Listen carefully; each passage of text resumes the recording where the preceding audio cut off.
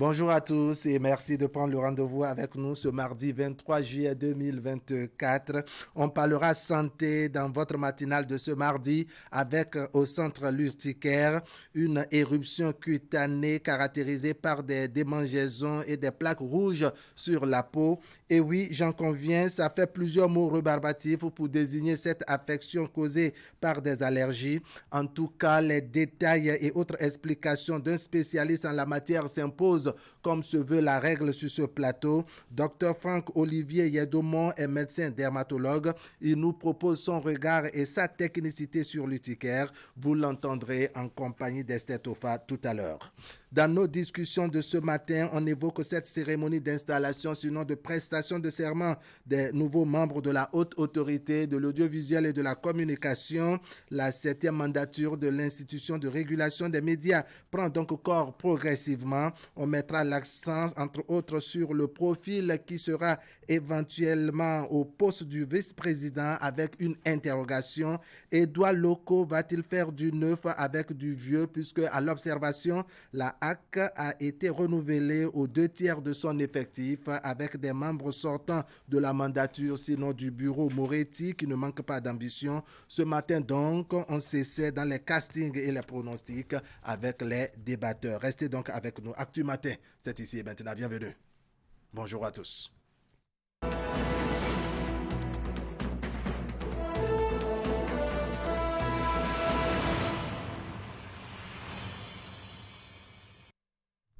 Eh bien, on consulte les gros titres de la presse ce matin. C'est la une des journaux avec le quotidien Maison Fraternité. Fraternité qui s'intéresse donc à la 7e mandature de la haute autorité de l'audiovisuel et de la communication avec la cérémonie hier au palais de la Marina. L'ère locaux s'ouvre. La profession se porte mal et il faudra redoubler d'efforts pour corriger ce qui peut encore l'être.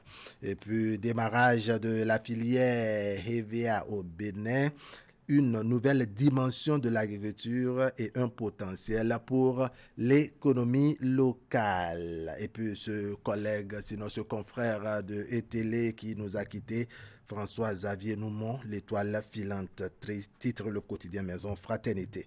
Et puis intensification des relations entre le Bénin et le Sénégal. Le ministre béninois des Affaires étrangères et de la des Affaires étrangères, porteur d'un message de talent à son homologue du Sénégal, Diomaye Faye. Et puis création et développement de l'entreprise, l'importance des réseaux sociaux en débat à Agro-Ikari. On y reviendra beaucoup plus en détail dans la une des journaux, sinon dans la revue de presse que nous propose Hugues Vignigbe. On est maintenant à la une de Info, sinon de Dynamisme Info. Annonce de sa candidature à la présidence de la BAD. Wadani, son fauteuil, voilà, à la tête des finances au Bénin déjà convoité. Et puis prestation de serment de la 7e mandature de la HAC. Quelle mission confiera Talon à Locaux et son équipe? Une interrogation à la une de Info, Dynamisme Info. Le leader du jour qui nous évoque cette soutenance de thèse à l'université d'Abomey-Calavi, le député Akenatonde, décroche son doctorat avec la mention très honorable. Il a soutenu sur la gestion des établissements privés et la qualité de l'enseignement supérieur en République du Bénin. Et puis autorité de l'audiovisuel et de la communication, les 9 conseillers de la 7e mandature officiellement installé. Et puis Biennale de Ouida, le verdict du concours de dictée au profit des élèves de Ouida désormais connus. Quotidien d'Abaro, décès en cascade des professionnels des médias au Bénin, de la misère à la mort. Le 4e pouvoir subit une hécatombe. Et puis la dernière nouvelle, comme vous le savez, la triste bien entendu, c'est ce décès de notre confrère de ETélé, François-Xavier Noumon. Le grand jury, cette fois-ci tournée gouvernementale dans l'arrondissement de Toba hier, c'est bien entendu dans la commune d'Abomey-Calavi, le maire Arwandinou et le chef d'arrondissement Beignon et ses administrés félicitent et encouragent le président Patrice Talon. Le chef d'arrondissement promet vulgariser les actions dans les villages de sa juridiction. Et puis ce carnet noir, encore une fois, le journaliste AE Télé Xavier François Noumon sera inhumé au cimetière musulman d'Akpakpa ce jour à 15h, nous apprend le grand jury. Allez, on finit avec le quotidien L'Investigateur. Bénin, hommage de Christelle Hondonoubo Alioza à feu François-Xavier Noumon.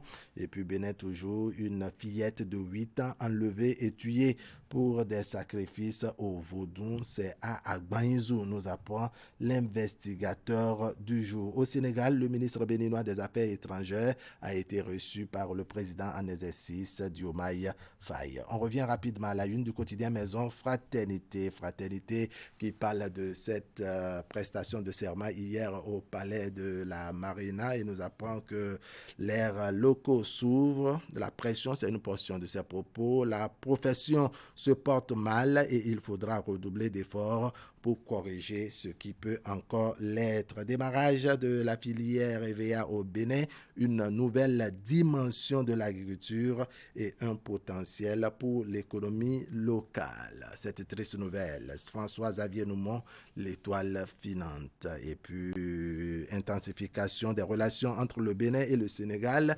Le ministre béninois des Affaires étrangères, porteur d'un message du président Patrice Talon à son homologue du Sénégal. Création et développement de l'entreprise, l'importance des réseaux sociaux en débat à Agro et Carré. Achetez Fraternité. Vous avez le reste des détails dans les colonnes de ce journal qui paraît à Ménotin. Teddy Goudalo, bonjour.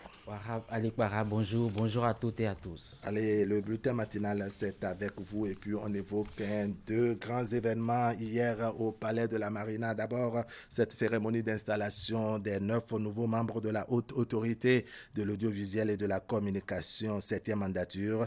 Ils sont officiellement installés dans leurs fonctions pour les 5 prochaines années à la faveur d'une cérémonie solennelle, j'allais dire, présidée par le chef de l'État, Patrice Talon.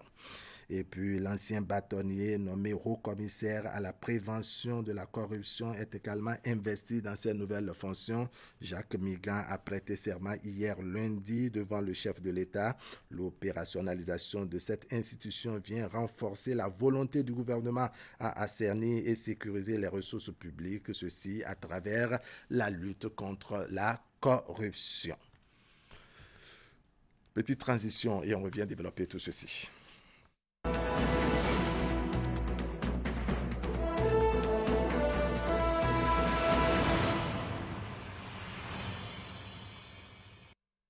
Alors, Teddy, d'entrée, on évoque cette cérémonie de prestation de serment des membres de la haute autorité de l'audiovisuel et de la communication. C'était hier au Palais de la Marina.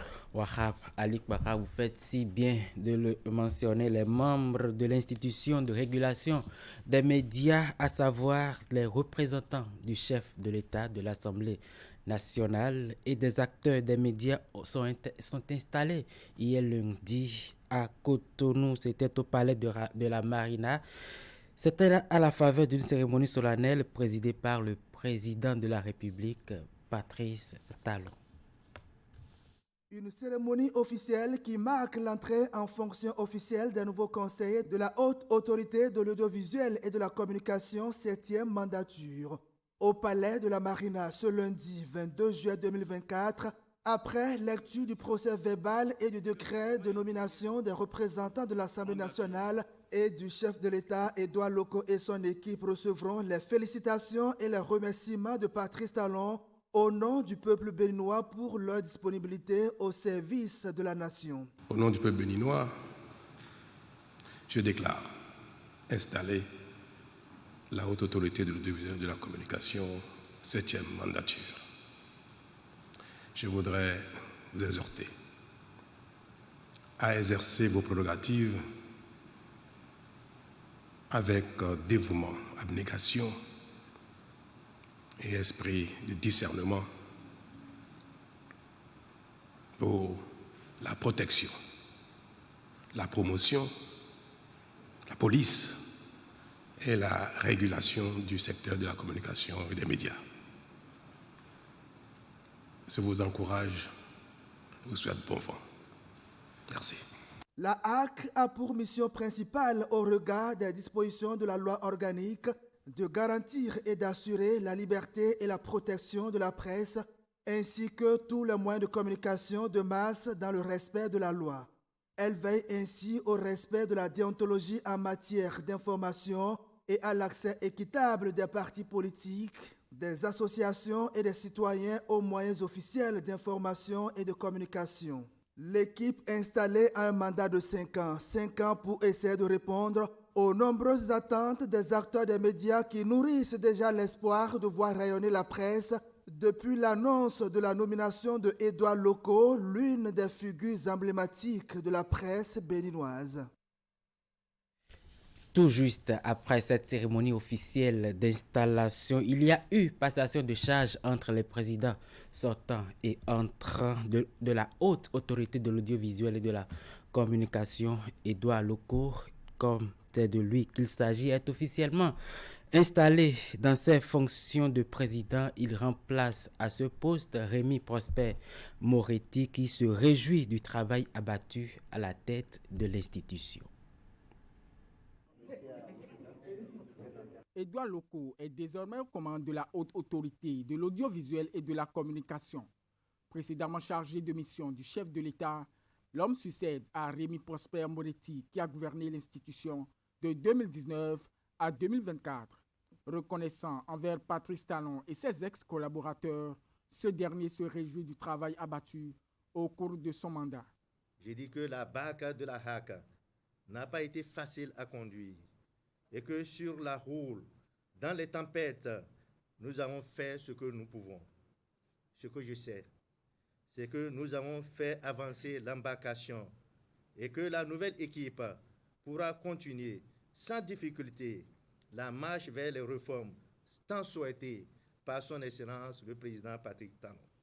Ancien président du patronat et ancien vice-président de la haute autorité de l'audiovisuel et de la communication, le président entre en sa fiche en connaisseur de l'institution et des difficultés auxquelles la presse béninoise est en proie. Comptant sur la qualité des ressources humaines qui l'entourent, il entend imprimer une nouvelle dynamique au secteur. Vous avez décidé, mesdames et messieurs, les présidents d'associations, mesdames et messieurs les cadres de la HAC, vous avez décidé que ça va changer et ensemble, ça va changer. Nous nous poserons des questions simples.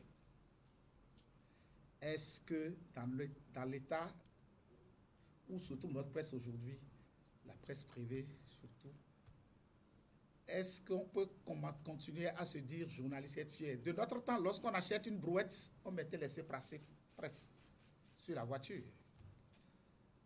Aujourd'hui, on se cache pratiquement. On n'est plus fier d'être journaliste. Et pourtant, c'est une profession alors très noble. À travers cette cérémonie de passation de charges, c'est la 7e mandature de la haute autorité de l'audiovisuel et de la communication qui s'installe pour un mandat de 5 ans. À l'instant, Hugues Viyingbe.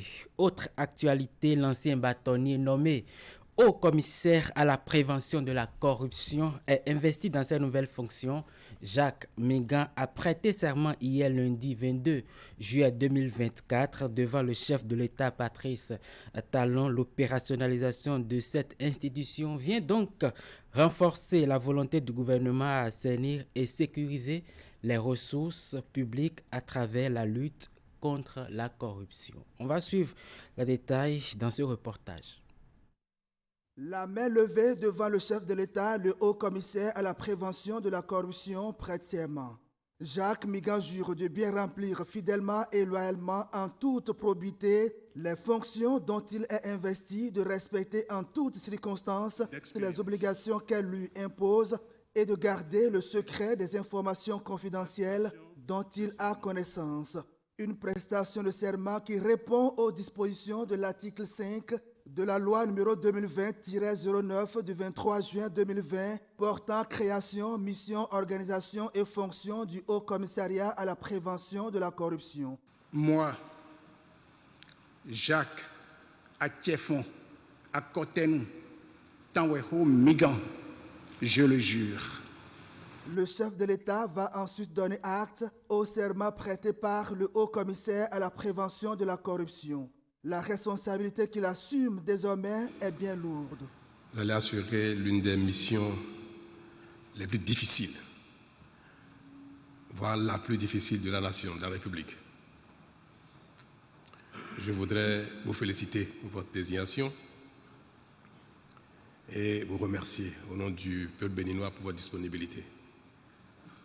Vous comprenez pourquoi nous avons mis tant de temps à trouver le mouton à 5 pattes.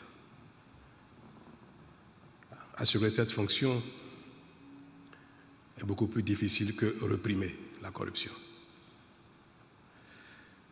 Vous imaginez combien l'attente est énorme.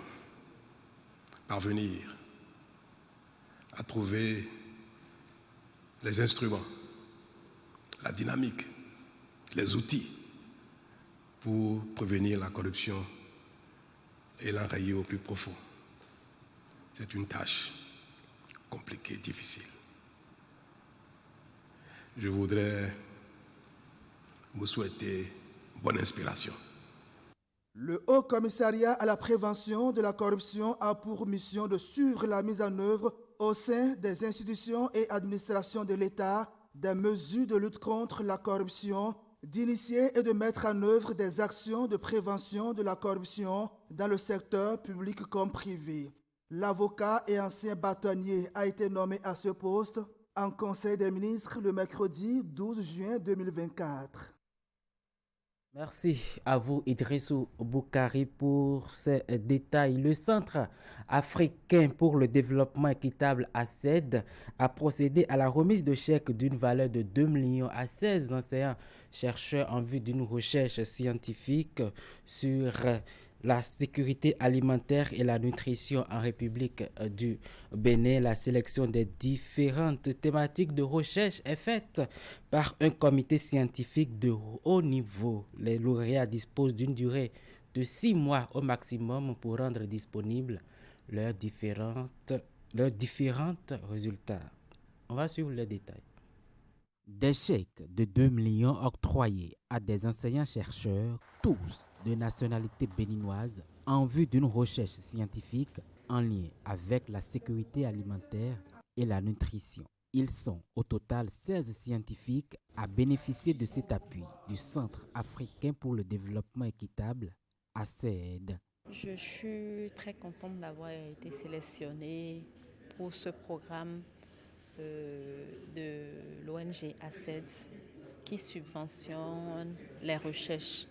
Et je pense que cette subvention va me permettre d'avancer dans mon projet et d'atteindre les résultats que j'escompte.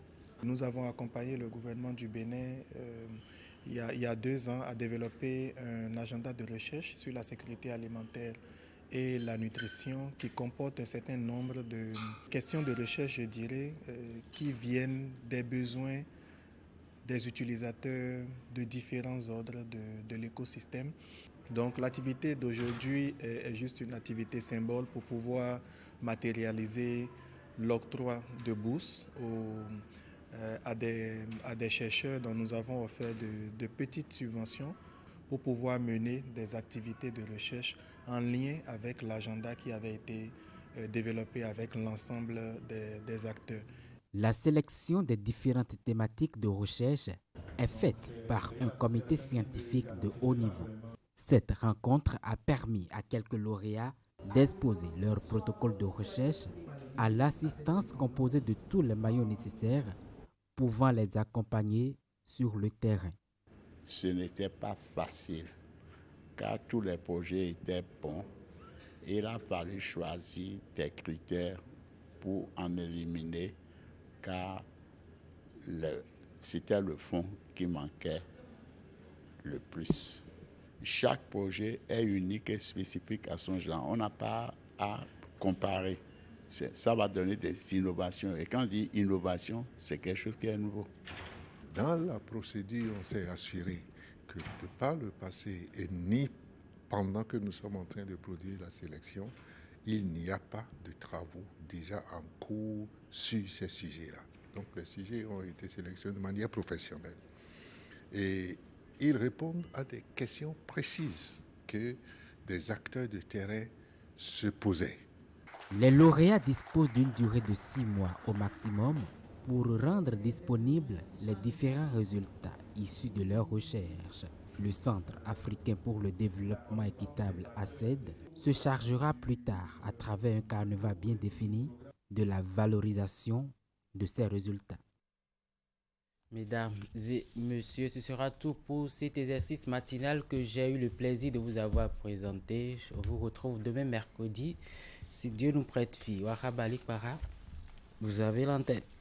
Teddy Goudalo, merci beaucoup pour cette livraison des informations à nos téléspectateurs. L'information, comme vous l'avez précisé, se poursuit sur le plateau d'Actu Matin. Dans les colonnes donc, du quotidien Fraternité, on parle de cette intensification des relations entre le Bénin et le Sénégal. Olusegun Bakary, qui est porteur de message du président Patrice Talon à Diomaye Faye, porteur d'un message donc, du président Patrice Talon à son homologue du Sénégal. C'est ce qu'on peut retenir de la visite du ministre béninois des Affaires étrangères au président sénégalais. C'était hier lundi 22 juillet 2024. Cette visite, selon le chef de la diplomatie béninoise, s'inscrit dans le cadre de l'intensification des relations entre les deux pays. J'ai été, et là ce sont les propos du chef de la diplomatie béninoise, j'ai été reçu par son excellence président Bassirou Diomaye Faye. J'étais porteur d'un message de son frère, son excellence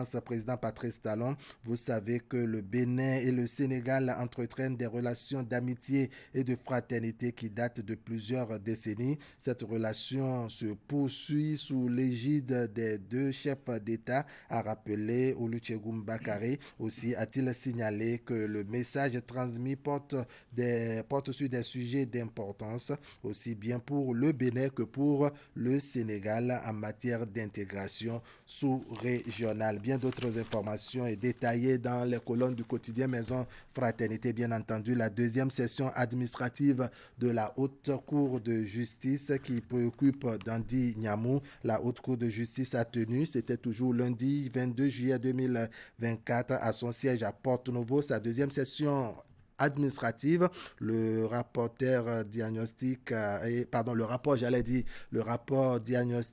et la vision stratégique ont constitué l'essentiel des travaux ouverts par la présidente de l'institution, la professeure Dandy Nyamou. À cette session, il y avait également les juges, les membres de la chambre d'instruction, les greffiers en chef et le ministère public. Achetez Fraternité, vous avez le reste des détails. Ali Moumouni, bonjour. Bonjour. Allez, l'espoir, c'est avec vous juste après cette petite transition.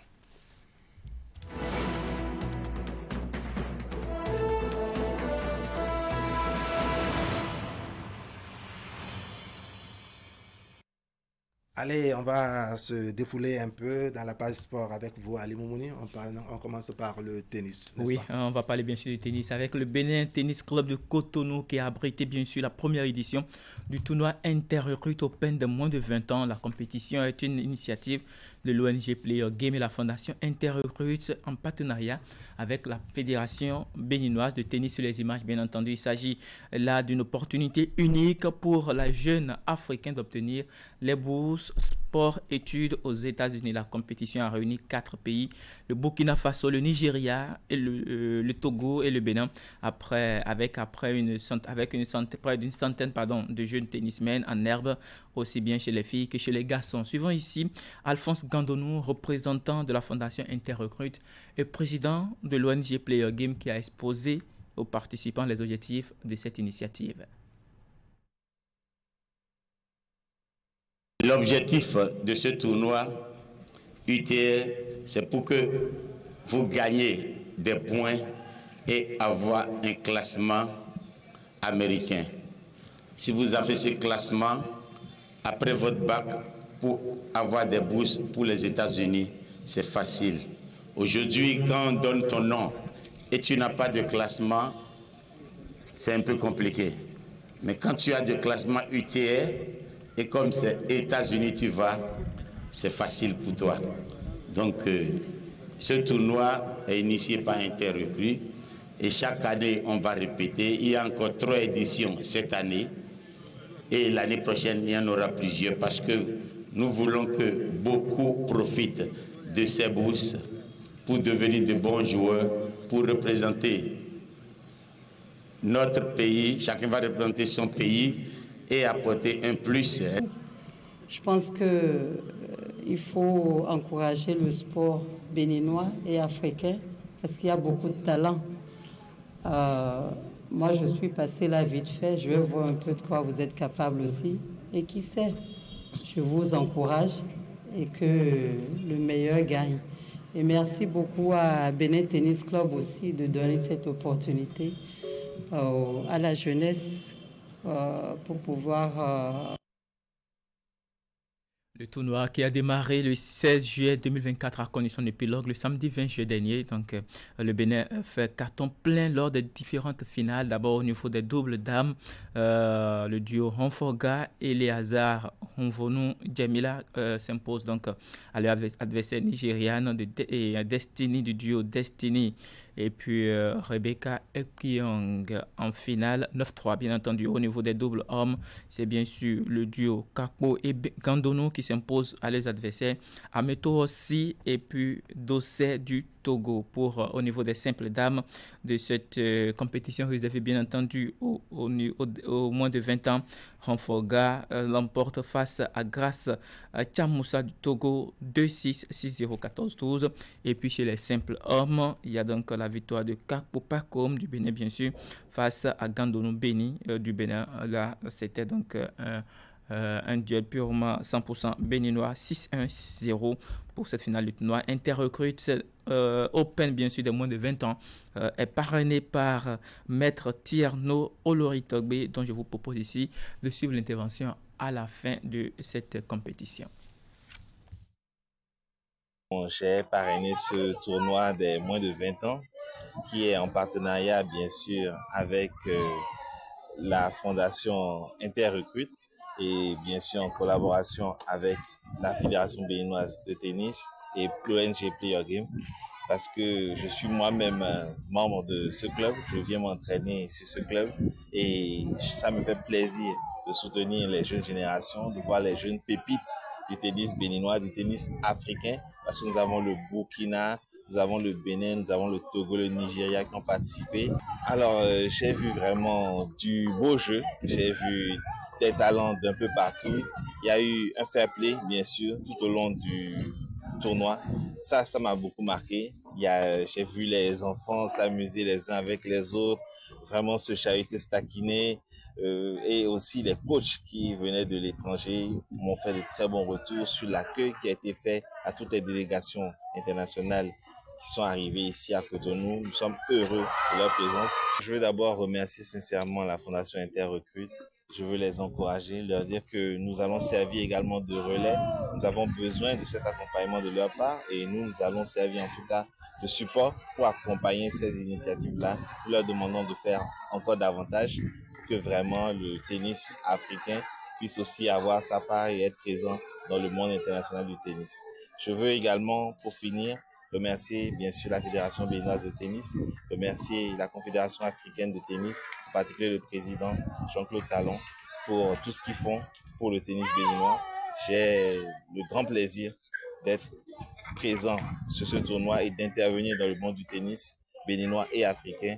C'est un honneur, un plaisir pour moi de le faire et nous allons continuer avec la Fondation Interrecrute.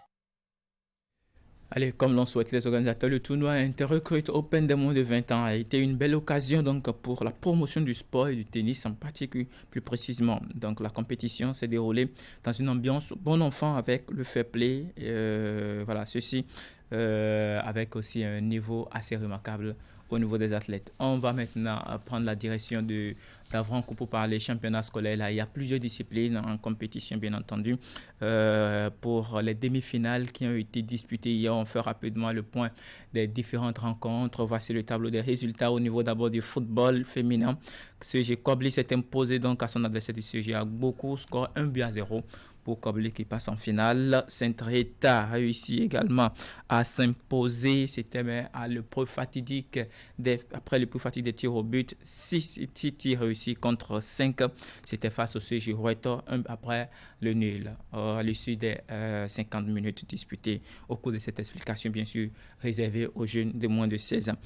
Au niveau du football masculin, c'est le CJ à Plâtre qui s'est incliné face au CJ Bozoumen, 2-0 à l'arrivée, et puis la victoire du CJ Banikwara, 2-1, c'était face au CG 1 de Bobet. Basketball à présent, CG 1 Bemberek s'est incliné face au CG Touy, 55-42 pour la formation du Touy qui passe en finale, et aura pour l'adversaire le CG 1 de Comé qui a pris le dessus sur son adversaire du jour. C'était donc le CG 1 d'Abomey pour le compte de cette demi-finale au niveau du basketball. Handball, il y a eu des rencontres de classement qui ont été disputées dans la journée un peu avant donc les rencontres, les matchs des demi-finales. Le CG Bopa pour ainsi dire a pris le dessus sur son adversaire du CG Zongo.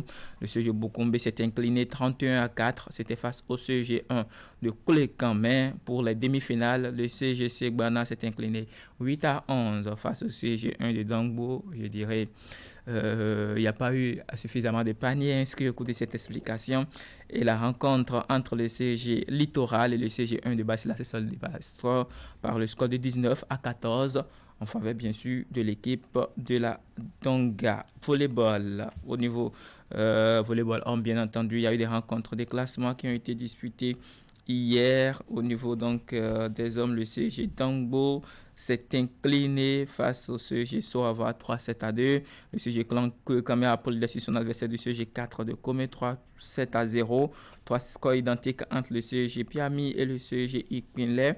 Le CG Alejo s'impose 3-7-0 également au CG d'Antokpa. La suite, ce sera donc ce jour avec déjà les rencontres, bien sûr, l'athlétisme. Pour ce petit matin, il y aura les demi-finales aux 400 mètres, garçons et filles. Et puis au niveau des 800 mètres également, on va assister au final. Au niveau du saut en longueur, on aura également la finale chez les garçons. Pour les 100 mètres, on aura donc les demi-finales chez les filles. Donc à partir de 11h20 pour ce qui concerne donc les 100 mètres. Voici donc pour le programme de l'athlétisme aujourd'hui. Basketball pour les rencontres de ce jour. Ce sera les rencontres de classement.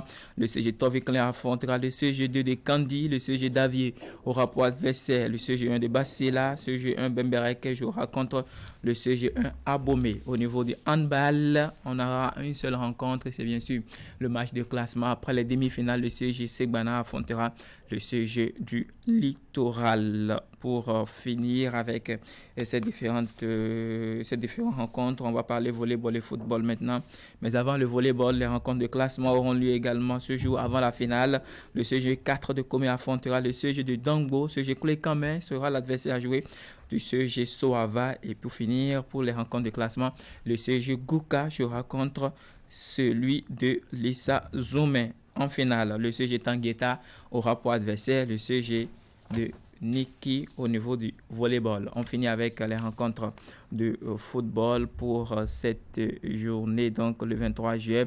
Le CG de d'Abomey au niveau du football féminin, bien entendu, affrontera le CG Ifani. C'est bien sûr les rencontres de classement. Le CG Banikwara jouera contre le CG Sinandé. Le CG 4 de Comé aura pour adversaire le CG de Kiliba. Au niveau des hommes, CG Bozoumen jouera contre le CG Pobet. Le CG 1 de Djougou affrontera le CG 2 de Ouida. Et puis le collège de Biro affrontera celui d'Akwakwa. Pour les rencontres de classement, la finale au football aura lieu, bien sûr, ce sera demain, mercredi. Quelques notes de football, donc ainsi pêle-mêle. Il faut préciser que Gareth Southgate, le sélectionneur de Trey Lions d'Angleterre, a été limogé. C'était donc au lendemain de l'Euro, dans un communiqué publié en fin de semaine écoulée. La fédération, bien entendu, anglaise de football a annoncé qu'elle recherche un entraîneur pour conduire l'équipe des Three Lions à la conquête de titres majeurs et pour repositionner bien entendu l'équipe nationale anglaise en haut de classement mondial de FIFA. Et pour cela, on recherche un entraîneur qui a, je dirais, une forte expérience de football anglais, c'est-à-dire un entraîneur qui a évolué longtemps dans le championnat de Première Ligue. On va passer un peu au mercato et dire que ce n'est plus qu'une question de détail pour que Youssef En-Nesyri devienne société de Fenerbahçe. C'est en Turquie. L'attaquant de pointe international marocain n'a pas participé à la dernière séance d'entraînement de son équipe. C'était hier, ce qui en dit long sur son départ. Et d'ici les prochaines heures, tout sera assez clair sur ce transfert. Youssef En-Nesyri évoluera désormais du côté de la Turquie avec Fenerbahçe. Mais l'autre qui, je dirais, est toujours en train de parler plutôt de son transfert, c'est Victor Osimhen. Les discussions n'avancent pas entre Naples et le Paris Saint-Germain. Les Parisiens rejettent l'échange de Kanin Lee, ajouté aux conditions bien entendu de libération de l'attaquant nigérian.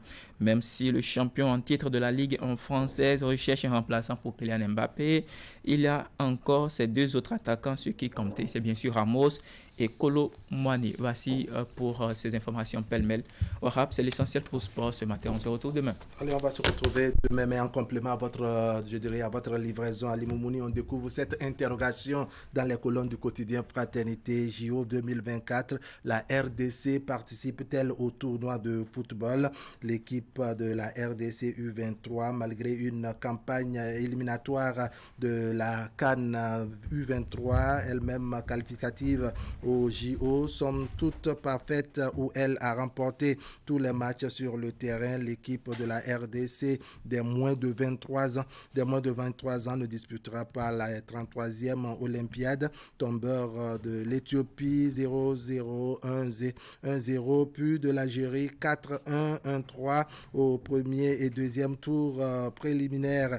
Les Léopardos ont été disqualifiés à cause de l'affaire Arsène Zola. En effet, le défenseur s'était retrouvé au centre d'une erreur administrative lors de la précédente campagne qualificative de la RDC, qui aurait dû, pour cette raison, être interdite de participation à ces qualifications d'entrée au jeu. Allez, on évoque santé, comme je l'avais annoncé en introduction, et parler de l'urticaire. La définition de cette affection, n'est-ce pas, comporte des mots rébarbatifs, j'en conviens, mais comme il est de règle sur le plateau d'Actu Matin, on a un spécialiste en la matière, médecin dermatologue, M. Franck-Olivier Yedomon, qui nous propose son appréciation, son regard et sa technicité sur l'affection, sinon sur l'urticaire.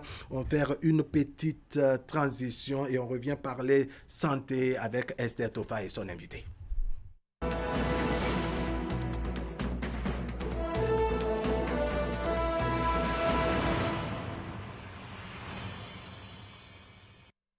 Allez, nous voici pour parler de notre bien-être. Éruption cutanée caractérisée par la présence de plaques rouges ou rosées superficielles bien limitées. L'urticaire se manifeste souvent par des démangeaisons comme en cas de puccu d'ortie, c'est-à-dire cette espèce de plante à fleurs. Elle touche généralement la surface de la peau. L'urticaire peut apparaître à n'importe quel endroit de la peau et résulte de plusieurs facteurs. Nous allons en parler ce matin, comme je l'ai annoncé, avec Esther Tofa et son invité. Esther Tofa, bonjour. Wahab, bonjour. Allez, madame santé de la maison. Bienvenue sur le plateau d'Actu Matin. Comme on l'a dit, vous avez un invité ce matin, un médecin dermatologue, Dr Franck-Olivier Yedomon. Bonjour. Bonjour, merci à Canal 3 de nous permettre de parler de l'urticaire. C'est un plaisir. Alors dites-nous, qu'est-ce qui peut causer l'urticaire? Sinon d'abord, au-delà de cette définition que j'ai donnée avec, je dirais, plein de mots qui nous renvoient vers le dictionnaire, que retenir de l'urticaire exactement? Merci. Je pense que l'urticaire, c'est une dermatose allergique. Donc c'est une dermatose allergique qui peut survenir dans toutes les races et dans tous les sexes. Ce qui est important à comprendre, c'est que c'est une réaction inflammatoire de la peau à des stimuli variés. Et quand on parle de stimuli variés, il faut savoir qu'on a une petite papule, une séropapule, qui présente trois caractéristiques. D'abord, elle est prurigineuse, c'est-à-dire qu'elle peut gratter. Ensuite, elle est fugace, c'est-à-dire qu'elle apparaît et qu'elle disparaît. Et elle est labile, elle peut partir d'un endroit à un autre. D'accord. Donc, ce sont des plaques qui seront érythémateuses, comme vous l'avez dit, qui vont apparaître, qui sont bien délimitées et qui sont en contour de géographie sur peau noire. Et ça, en général, c'est très fréquent. c'est une pathologie. C'est une pathologie qui est très fréquente et chacun de nous a déjà sûrement dû l'avoir observé au moins une fois. Et ce caractère fugace fait que, en général, on peut considérer comme l'urticaire comme une pathologie un tout petit peu banale parce qu'elle apparaît et puis après elle disparaît. Et dans la plupart des cas, lorsqu'on reçoit des patients qui souffrent de cette pathologie en consultation, le jour de la consultation, vous ne voyez pas forcément cet œdème localisé puisque ça a déjà disparu ou bien le patient vous l'explique très bien, mais lorsque vous examinez, vous ne voyez rien. Mais il est important de comprendre que lorsqu'on parle d'urticaire, il s'agit d'œdèmes qui se passent au niveau donc alors de deux couches particulières de la peau. Dans la forme la plus commune, c'est des œdèmes qui ont lieu au niveau du derme. C'est-à-dire que vous avez la peau, c'est l'hypoderme totalement en bas, vous avez le derme et ensuite vous avez l'épiderme. Donc, quand on parle d'urticaire commun, la forme la plus commune, il faut savoir que cet œdème est dans le derme. Mais dans des cas, dans les formes graves, telles que les œdèmes de Koenk, l'œdème peut déborder le derme et atteindre l'hypoderme. Et dans ce cas, c'est très grave. C'est ce qu'on appelle l'œdème de Koenk, c'est-à-dire quelqu'un prend un repas, je suppose comme ça, et que 15 minutes après, vous voyez, la langue a pris du volume, les lèvres ont gonflé, et il ne comprend pas qu'est-ce qui lui arrive. Et en général, il faut bien insister sur cette forme grave, parce que c'est cette forme grave alors qui peut mettre en général le pronostic vital. Et quand on a bien compris cela, déjà, on est déjà bien dans l'urticaire. D'accord. C'est très rapidement. Vous permettez, l'urticaire, comment on l'appelle en fond? Pour ceux qui nous suivent et qui peut-être ne maîtrisent pas le mal en français. Bon, je ne pourrais pas vous répondre sur cette question parce que je ne me connais pas trop en fond. D'accord. Je pense qu'il y a des gens plus avisés. D'accord. Mais je pense que c'est quelque chose qui arrive depuis longtemps, depuis l'Antiquité. Donc forcément, nos populations doivent avoir un nom spécial à l'attribuer, mais de façon spécifique comme ça, je ne pourrais pas vous dire. Vous pouvez nous aider? On l'appelle en franc comme ça. Je ne sais pas. D'accord, on va faire de recherche en conséquence. On évolue. Alors, docteur, dites-nous, quels sont vraiment les facteurs de risque? Est-ce une allergie ou qu'est-ce que c'est vraiment? Qu'est-ce qui cause l'urticaire? En général, c'est tout le combat du spécialiste. Lorsqu'il a un patient qui vient avec un urticaire ou qui décrit très bien un urticaire. L'urticaire, c'est facile à reconnaître. Il y a le purite, vous voyez les papilles orciers, la peau d'orange, bien délimitée en contour de géographie. Mais le plus gros problème en fait qu'on a, c'est de pouvoir savoir quels sont. C'est un peu comme ce que nous avons sur les images, c'est un peu des traces comme ça qu'on peut avoir sur la peau. Oui, on peut l'avoir comme ça. Et en général, toucher l'étiologie, c'est-à-dire la cause commune, c'est déjà une bonne avancée. Et c'est à cela que les médecins, en général, se battent pour le savoir. Là, vous avez une image d'œdème de Koenk. Vous avez un gonflement des lèvres. Et il y a plusieurs causes. Je peux essayer de les énumérer comme on peut, parce qu'on ne sait jamais. En général, vous pouvez avoir des urticaires. La plupart du temps, ici, dans notre zone tropicale, il faut regarder beaucoup plus des enfants qui sont allergiques déjà. Des familles dans lesquelles il y a de l'asthme, la rhinite, la sinusite. Des familles dans lesquelles il y a de l'atopie. Ensuite, il faut regarder, deuxièmement, les causes qui sont des causes alimentaires. Et en général, il y a des aliments qui sont connus dans nos régions. Il y a l'ananas, il y a l'arachide, il y a les crevettes, les gambas, les fruits de mer, il y a les poissons, il y a le lait de vache. En général, les causes sont tellement nombreuses. Mais il faut savoir qu'on peut avoir également des causes qui soient des causes virales. En particulier des hépatites, en particulier des viroses qu'on peut contracter, les Coxsackie. Il peut y avoir des causes qui soient, par exemple, je prends des causes physiques. Par exemple, quelqu'un qui prend un zème, il monte sur son zème, il prend un pavé, il commence à avoir un urticaire. Il peut y avoir des causes, par exemple, des gens, par exemple, qui pourraient prendre une douche et après, dès qu'ils finissent la douche, ils s'asseyent 15 minutes, 20 minutes, ils commencent à se gratter. Parfois, on dit que c'est l'eau qui n'est pas potable, que c'est l'éponge qui contient quelques microbes. Donc, les causes sont suffisamment abondantes. Les causes sont suffisamment abondantes. Et ici, il faut bien penser l'urticaire comme une manifestation allergique. Et même si on a retrouvé des signes fonctionnels tels que le prurite ou bien des signes physiques tels que les réactions qu'on pourrait avoir d'œdème localisé à un endroit, il faut bien reconnaître que l'urticaire peut avoir également des signes généraux. Parce que c'est une allergie. On peut avoir des troubles digestifs, on peut avoir des fébricules, on peut avoir des arthralgies, on peut avoir des vomissements. Et tout cela, en général, fait donc alors la densité de cette pathologie. Et en général, on dit, il y a un proverbe qui dit que quand vous voyez un patient qui souffre d'urticaire venir à votre cabinet, c'est comme si vous voyez un lion arriver, parce que la difficulté, ce n'est pas de soulager le patient, mais la difficulté, c'est bien évidemment de pouvoir déterminer la cause réelle de la maladie. D'accord. Alors, très, très rapidement, sur le volet, je dirais, nourriture, c'est-à-dire le cas où un repas consommé est à la base, on se rend compte que des fois, on consomme le même repas, peut-être depuis des années, depuis des mois, sans souci, mais à une consommation d'une journée déjà, le mal s'affiche. Qu'est-ce qui peut... Comment on peut justifier ça? Il y a des hypothèses. Les hypothèses sont plus des hypothèses parasitaires. Vous avez dans le tube digestif, vous avez l'œsophage, etc. Et quand le bol alimentaire descend, il va arriver au niveau de l'estomac, il descend au niveau des intestins.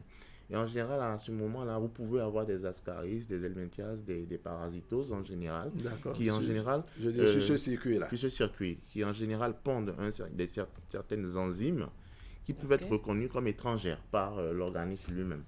Et en général, si vous avez un conseil le plus simple, le plus commun à donner, c'est de demander à ce que les gens se déparasitent. Parce que des fois, les déparasitages qui sont des déparasitages très lents, en général, font que ces enzymes en fait, qui recouvrent le bol alimentaire rendent ce bol alimentaire-là étranger au corps. Et ces urticaires peuvent se manifester. Et ça, c'est important de déparasiter. Ça, c'est ce qu'on peut faire de plus simple. Ça veut dire que n'importe qui peut être exposé à l'urticaire. Ce n'est pas... Oui, n'importe qui peut. Et à n'importe quel âge. C'est ubiquitaire, c'est à tout âge, et ça n'a pas de position géographique, tout sexe, tout race, dans tous les sexes, dans toutes les races, vous pouvez l'avoir. Ça, c'est important, mais ce n'est pas que les causes alimentaires. Il y a également les causes de médicaments. Il y a des gens qui vont prendre des anti-inflammatoires, ou bien qui vont prendre des médicaments. Il y a des causes également qui sont des causes thyroïdiennes, donc des gens qui ont des anomalies thyroïdiennes au niveau de la thyroïde. Vous pouvez également avoir les hépatites. Vous pouvez également avoir donc des inflammations qui peuvent être très importantes au niveau de la peau. Surtout chez des personnes, par exemple, qui ont des électrophorèses qui ne sont pas toujours normales. D'accord. Alors, au niveau des médicaments, si vous permettez, ça sous-entend que oui, je suis en train de traiter un autre mal et dans la prise de ces médicaments, je découvre des allergies ou bien... en général, il faut savoir que vous avez des médiateurs comme l'histamine et la sérotonine. Et quand vous prenez par exemple les anti-inflammatoires non stéroïdiens, lorsque les gens les consomment en général pour des douleurs ou bien des douleurs articulaires, en général, ça baisse en général le taux des prostaglandines et en général, ça fait en sorte que vous avez des allergies qui peuvent survenir. Si vous prenez par exemple, je donne un exemple simple de l'ibuprofène ou bien du diclofénac en général, pendant une longue période, vous êtes plus susceptible à faire des allergies. Vous remontez donc les taux d'histamine et de sérotonine et des médiateurs dans le sang. D'accord. Mais est-ce que l'urticaire peut conduire à une maladie plus grave? L'urticaire peut être associé à d'autres maladies. Il peut être associé à des maladies allergiques. Il peut être associé à des maladies thyroïdiennes. Il peut être associé à beaucoup d'autres choses. Comme j'ai dit depuis le départ, c'est la complexité de cette maladie se situe dans la cause. Et c'est en cela que ça devient trop complexe pour le médecin. Non, ce n'est pas trop complexe pour le médecin, mais ça demande en général des investigations, c'est-à-dire qu'il faut faire des NFS, des évaluations de formules sanguines, vérifier au niveau du sang si on n'a pas d'inflammation, vérifier si on n'a pas des IgE spécifiques, il y a des marqueurs donc de l'allergie dans le sang, des examens sanguins. Il faut également, on peut faire également des priques alimentaires, tester des aliments sur le patient pour voir est-ce que vraiment on dit l'individu il déclenche des urticaires lorsqu'il prend de l'ananas ou des crustacés, on peut le vérifier. On peut également vérifier les hormones thyroïdiennes. Mais au niveau des aliments, par exemple, on met des calendriers. C'est-à-dire que vous mettez un calendrier, la personne, tout ce qui est avalé, tout ce qui est mis par voie orale comme alimentation est noté, les crises sont notées. Et dans ces crises, on peut vérifier leur intensité, on peut vérifier leur durée et on peut vérifier également au niveau des crises la topographie, où est-ce que ça arrive. Et en fonction de ces analyses sur 1 mois, sur 2 mois, sur 3 mois, donc alors de ces carnets d'enquête alimentaire, on pourrait déterminer donc alors des substances qu'on pourrait tester pour voir est-ce que franchement la personne c'est vraiment sur cette cause-là. Donc l'impératif c'est vraiment pour le médecin de pouvoir mettre un diagnostic clair sur l'étiologie, la cause de la maladie. Et sinon, dans le plus commun des cas, les médecins, les spécialistes en général, les allergologues, les dermatologues peuvent très bien soigner l'urticaire, soulager le patient, mais le gros nœud, c'est le gros nœud de l'étiologie. Alors, ça veut dire que l'urticaire n'est pas une pathologie aussi banale et que quand on commence par développer cela, on doit nécessairement consulter pour en connaître la cause et pouvoir faire un traitement. Effectivement, on doit bien pouvoir consulter. C'est important de le dire parce que beaucoup de gens ont des remèdes qui sont de la phytothérapie, qu'ils connaissent très bien, qui peuvent diminuer des taux d'antihistaminiques. Mais en général, quand on n'a pas mis la main sur la cause, on ne peut pas savoir. Il y a des urticaires qu'on peut retrouver chez les enfants, justement des urticaires qui sont aigus. On a des urticaires qu'on peut retrouver chez la femme enceinte. On a des urticaires qu'on peut retrouver chez les personnes qui sont allergiques, ou dans des familles d'atopie, où il y a de l'asthme, de la rhinite et de la sinusite et de la conjonctivite allergique. Alors, quel conseil avez-vous à l'endroit de ces personnes-là qui développent de l'urticaire? Je pense que d'abord, dans un premier temps, il faut éviter l'automédication. Il faut se déparasiter à temps. Il faut avoir un bon ORL ou bien un bon dentiste pour que les foyers dentaires infectieux, les foyers dentaires ORL, qu'il n'y ait pas d'infection chez nos patients. Il faut vérifier également qu'on ait une bonne hygiène alimentaire et également lutter contre la vente illicite des médicaments qui sont des médicaments, des faux médicaments. Les médicaments de rue. Les médicaments de rue. Et voilà, et faire attention à la phytothérapie et tout ce qu'on utilise. D'accord. Alors, je voudrais qu'on revienne un peu sur les maladies les plus fréquentes qui sont associées à l'urticaire. Quelles sont les plus fréquentes que vous recevez? Non, les maladies les plus fréquentes, ce sont les maladies allergiques, les familles dans lesquelles il y a de l'atopie, c'est-à-dire la rhinite, la sinusite, l'asthme, la conjonctivite allergique et la dermatite atopique. Ça, c'est la première des choses. Ensuite, vous avez les problèmes infectieux, les maladies infectieuses, c'est-à-dire des foyers dentaires infectieux ou des foyers ORL infectieux. Vous avez des cas d'helminthiose, c'est-à-dire des parasitoses, des pathologies digestives qui peuvent l'expliquer. Ce sont les cas les plus fréquents. En plus de ça, vous avez des cas qui sont des cas mécaniques comme l'urticaire aquagénique où la personne y prend une douche et il est obligé de s'asseoir 15 minutes, 20 minutes à se brosser, à se gratter. Voilà. Donc voilà en général ce qui est plus commun. Mais il y a une forme qui est grave, qui est l'œdème de Cohen, qui peut entraîner la mort. Tout simplement parce que la personne en consommant un aliment, l'arachide, j'ai une patiente, une patiente qui nous venait du Ghana qui est décédée juste en prenant de l'arachide. Et ça, une consommation d'arachide, des médiateurs sont libérés qui créent un œdème. L'œdème va arriver au niveau du pharynx, va arriver au niveau du larynx, bloquer donc la phonation, bloquer donc la capacité de déglutition. Et en général, vous avez soit des étouffements, des fausses gouttes et en général la mort. Donc en général, il y a des traitements qui sont proposés en urgence pour régler ces genres de cas. Mais il faut bien dire à nos patients qu'il y a un danger parce que vous ne pouvez pas savoir quelle quantité d'arachide va créer également la crise la plus fatale. Donc, même au niveau de l'arachide, il faut savoir consommer, c'est ça? Oui, tous ceux qui, en général... Parce qu'on en a dans nos sauces, on en prend, je dirais, pour accompagner le gari et bien d'autres. Je pense que les personnes qui vivent avec l'urticaire doivent avoir une hygiène alimentaire. On ne peut plus se permettre de manger dans un resto chez la bonne dame parce qu'on sait pas, on n'est jamais très sûr des sauces, on met de la crevette, on met ceci. Donc quand on a ce genre de de mal. En général, nos patients, ils sont très disciplinés. Ils ont une hygiène alimentaire et ils surveillent. D'accord. Alors, techniquement, comment on explique cette allergie que les gens ont souvent? Ce n'est peut-être pas systématiquement de l'urticaire, mais on se met sous la douche parce que la douche, il y a, je dirais, des trucs verts sur le mur ou au sol. Il y en a chez qui, automatiquement, ça se dessine, alors qu'ils ne se sont pas, ils ne se sont pas collés au mur. Ils ont juste vu. Ou bien en saison pluvieuse, vous avez de ces zones humides et autres. Et quand ces personnes se retrouvent dans ces milieux, automatiquement, on voit sur leur peau se dessiner des choses, en tout cas des signes qui montrent que vraiment, ils sont mal à l'aise à se retrouver dans ces milieux. Comment justifie, en général, ce que vous décrivez, en général, c'est une horripilation donc, des muscles artères des poils. En général, lorsqu'on voit quelque chose qui ne va pas, on voit de la moisissure, on voit quelque chose... En général, c'est ce qu'on appelle les urticaires cholinergiques. On peut les avoir au froid. On peut avoir des gens, par exemple, à l'émotion, ils peuvent l'avoir, ou bien quand je transpire, je vais au soleil.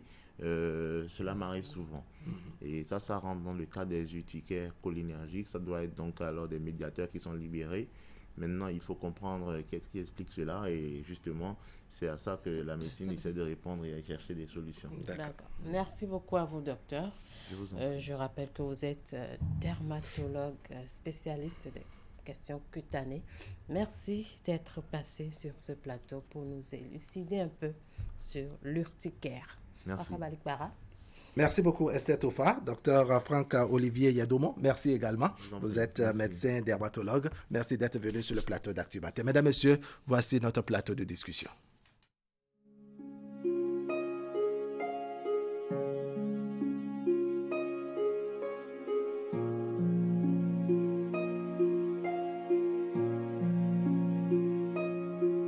Vous avez le choix. On a tous toujours le choix.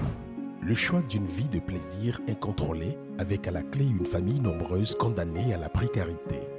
Ou le choix de construire un foyer heureux et équilibré avec le nombre d'enfants dont vous êtes en mesure de vous occuper convenablement. C'est ce deuxième choix que vous propose l'AFIA. L'AFIA, c'est une gamme complète et efficace de solutions pour planifier les naissances et mieux assurer l'épanouissement et l'avenir de votre famille. L'AFIA, le bonheur de votre famille. Vous nous avez fait confiance, nous aussi. Vous nous avez adoptés, nous aussi. Merci d'avoir choisi Air Froid. Ainsi, nous avons amélioré pour vous la qualité de nos climatiseurs. Nous avons développé une marque 100% écologique conçue spécialement pour notre climat tropical avec une basse consommation d'énergie électrique. Vous êtes en zone de baisse de tension? Adoptez le climatiseur Air Froid Inverteur, spécialement conçu et amélioré pour supporter de fortes baisses de tension. Visitez notre showroom à Cotonou, à 100 mètres de l'église Saint-Jean. Air Froid, des climatiseurs à basse consommation d'énergie électrique. Contact 61 17 63 77. Site web airfroidbenin.com.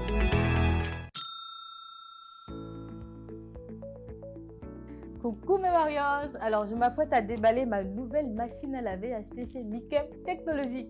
On y va. Il s'agit du lave-linge Samsung, l'original 10 kg. Bon, à l'achat, le vendeur m'a dit que je n'aurais pas besoin d'un plombier pour l'installer. Et voilà. Alors, suivez la démo. Je raccorde le tuyau d'alimentation d'eau au robinet. Bon, là, j'ai deux options, le lavage à chaud ou le lavage à froid. Alors, à froid, cold. Il faut bien visser le second bout au robinet. Voilà.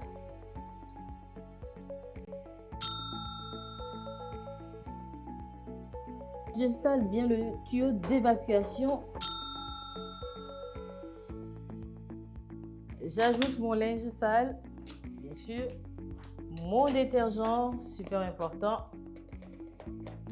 Voilà, très bien. Et hop, c'est parti. Et voilà, faites comme moi, facilitez-vous la vie. Procurez-vous donc dès maintenant votre lave-linge dans l'une des boutiques Néo et Allo à partir de 279 900 francs CFA.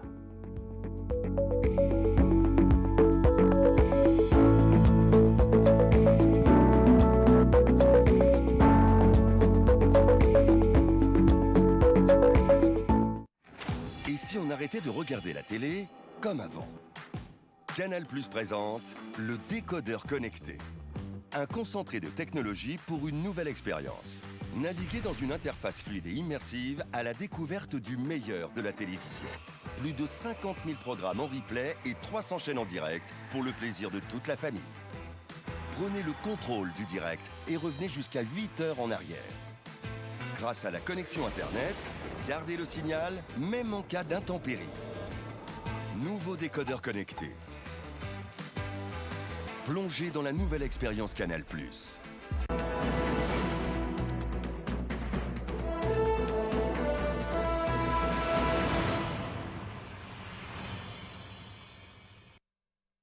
Rebonjour à tous, voici venu l'heure de nos discussions de ce mardi et on s'intéresse entre autres à l'installation hier lundi, n'est-ce pas, des membres de la haute autorité de l'audiovisuel et de la communication. C'était au palais de la Marina. Tous ont prêté serment avec les mots forts du chef de l'État sur lesquels nous allons revenir et apporter notre lecture des choses. Eric Guédélo, bonjour.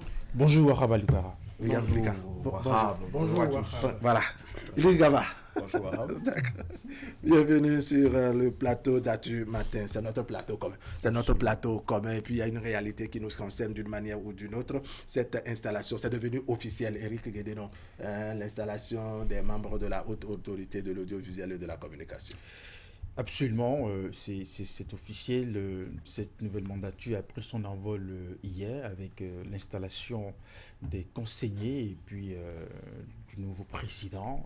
Avant qu'on aille dans les détails, je voudrais, comment on dit, rendre hommage à notre collègue... À notre confrère de télévision E-Télé. Absolument, François-Xavier Noumon, qui nous a quittés de façon brusque. La nouvelle, elle est choquante, justement... Et nous présentons nos condoléances à sa famille, à ses collègues de E-Télé, à toute la corporation qui vient de perdre à nouveau un frère d'armes. C'est vraiment difficile de pouvoir trouver des mots, que la télé soit légère.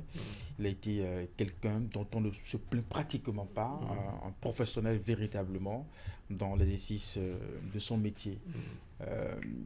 Nous nous souhaitons courage pour la suite de la bataille.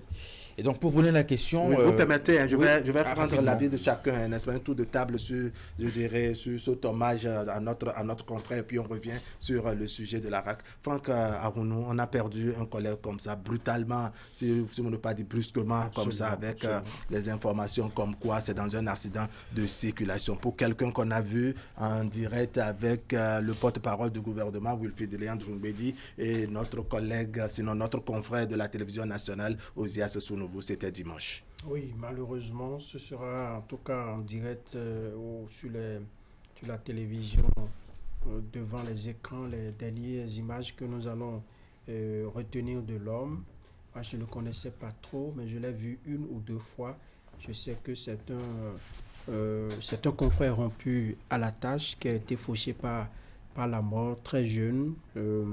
Il avait encore devant lui, disons, toute une carrière et il la construisait avec beaucoup d'abnégation. Je le vois comment il se bat pour avoir ses invités, comment il conduit ses émissions avec professionnalisme. Malheureusement, on ne décide pas de notre sort, c'est ainsi. Mais ça fait mal lorsque on est jeune et on a envie d'aller loin et la mort vous réduit comme ça fait un peu mal. C'est un coup dur pour la profession parce que vous savez le niveau qu'il a atteint dans la profession, on aurait voulu qu'il soit là, qu'il mette son expérience au profit non seulement de sa chaîne mais des jeunes qui vont le suivre et de toute l'équipe. Vous voyez, dans une équipe où quelqu'un de cette trempe-là s'en va, c'est un coup dur. Je voudrais inviter sa famille professionnelle, sa famille, ses enfants, sa femme, je ne sais pas s'il en a encore, à être vraiment courageux.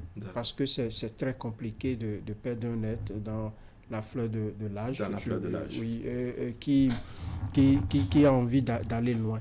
Je présente mes condoléances au directeur de E-Télé, Agapit Napoléon. Je présente mes condoléances à tous les confrères qui exercent là-bas et à toute la profession. D'accord. William Kilkan, vous avez sans doute partagé des plateaux avec lui? Pas des plateaux, mais lui et moi, vous savez, il est d'une certaine expérience que je respecte et d'un professionnalisme que je respecte beaucoup. Donc, je n'ai pas, de ma jeune carrière, eu encore la chance de partager un plateau avec lui, mais il me l'avait promis. Dommage, cela n'arrivera jamais. Il me l'avait promis le 28 février dernier à une conférence sur une conférence rappel sur la conférence nationale des forces vives. C'est dans ces cadres souvent que lui et moi on se retrouve parce qu'il est très amoureux de la connaissance. C'est pour cela que je suis d'accord avec le porte-parole du gouvernement. Il est un des meilleurs de cette génération, très cultivé, d'une culture extrême. Je crois qu'on s'est connus pour la première fois sur un café international, sur un sujet lié à la mort de Idriss Déby. C'est de là que notre amitié très cultivée. Il y en a très peu qui fouille énormément. Donc c'est dans ces creusets de savoir qu'on s'est souvent croisés. Et ces prises de parole, quelqu'un qui se fait admirer par Robert Dossou dans sa prise de parole, ce n'est pas n'importe qui. Et dans la profession de journaliste, ce n'est pas n'importe qui, vu son jeune âge. Franchement, c'est une pelle rare. C'est vraiment douloureux. Lui, Gaba, vous avez connu l'homme, ce confrère de E-Télé, François-Xavier Noumon. Oui, c'est un confrère que j'ai côtoyé sur plusieurs sites et il faut avouer que c'est dans la mort dans l'âme que nous parlons de lui ce matin. Et j'aimerais profiter de lui pour parler également de tous ceux-là qui nous ont quittés récemment parce que la presse a connu beaucoup de pertes. Ces derniers temps. Je veux nommer par exemple Laurent Djigui qui est promoteur du quotidien L'Engagement.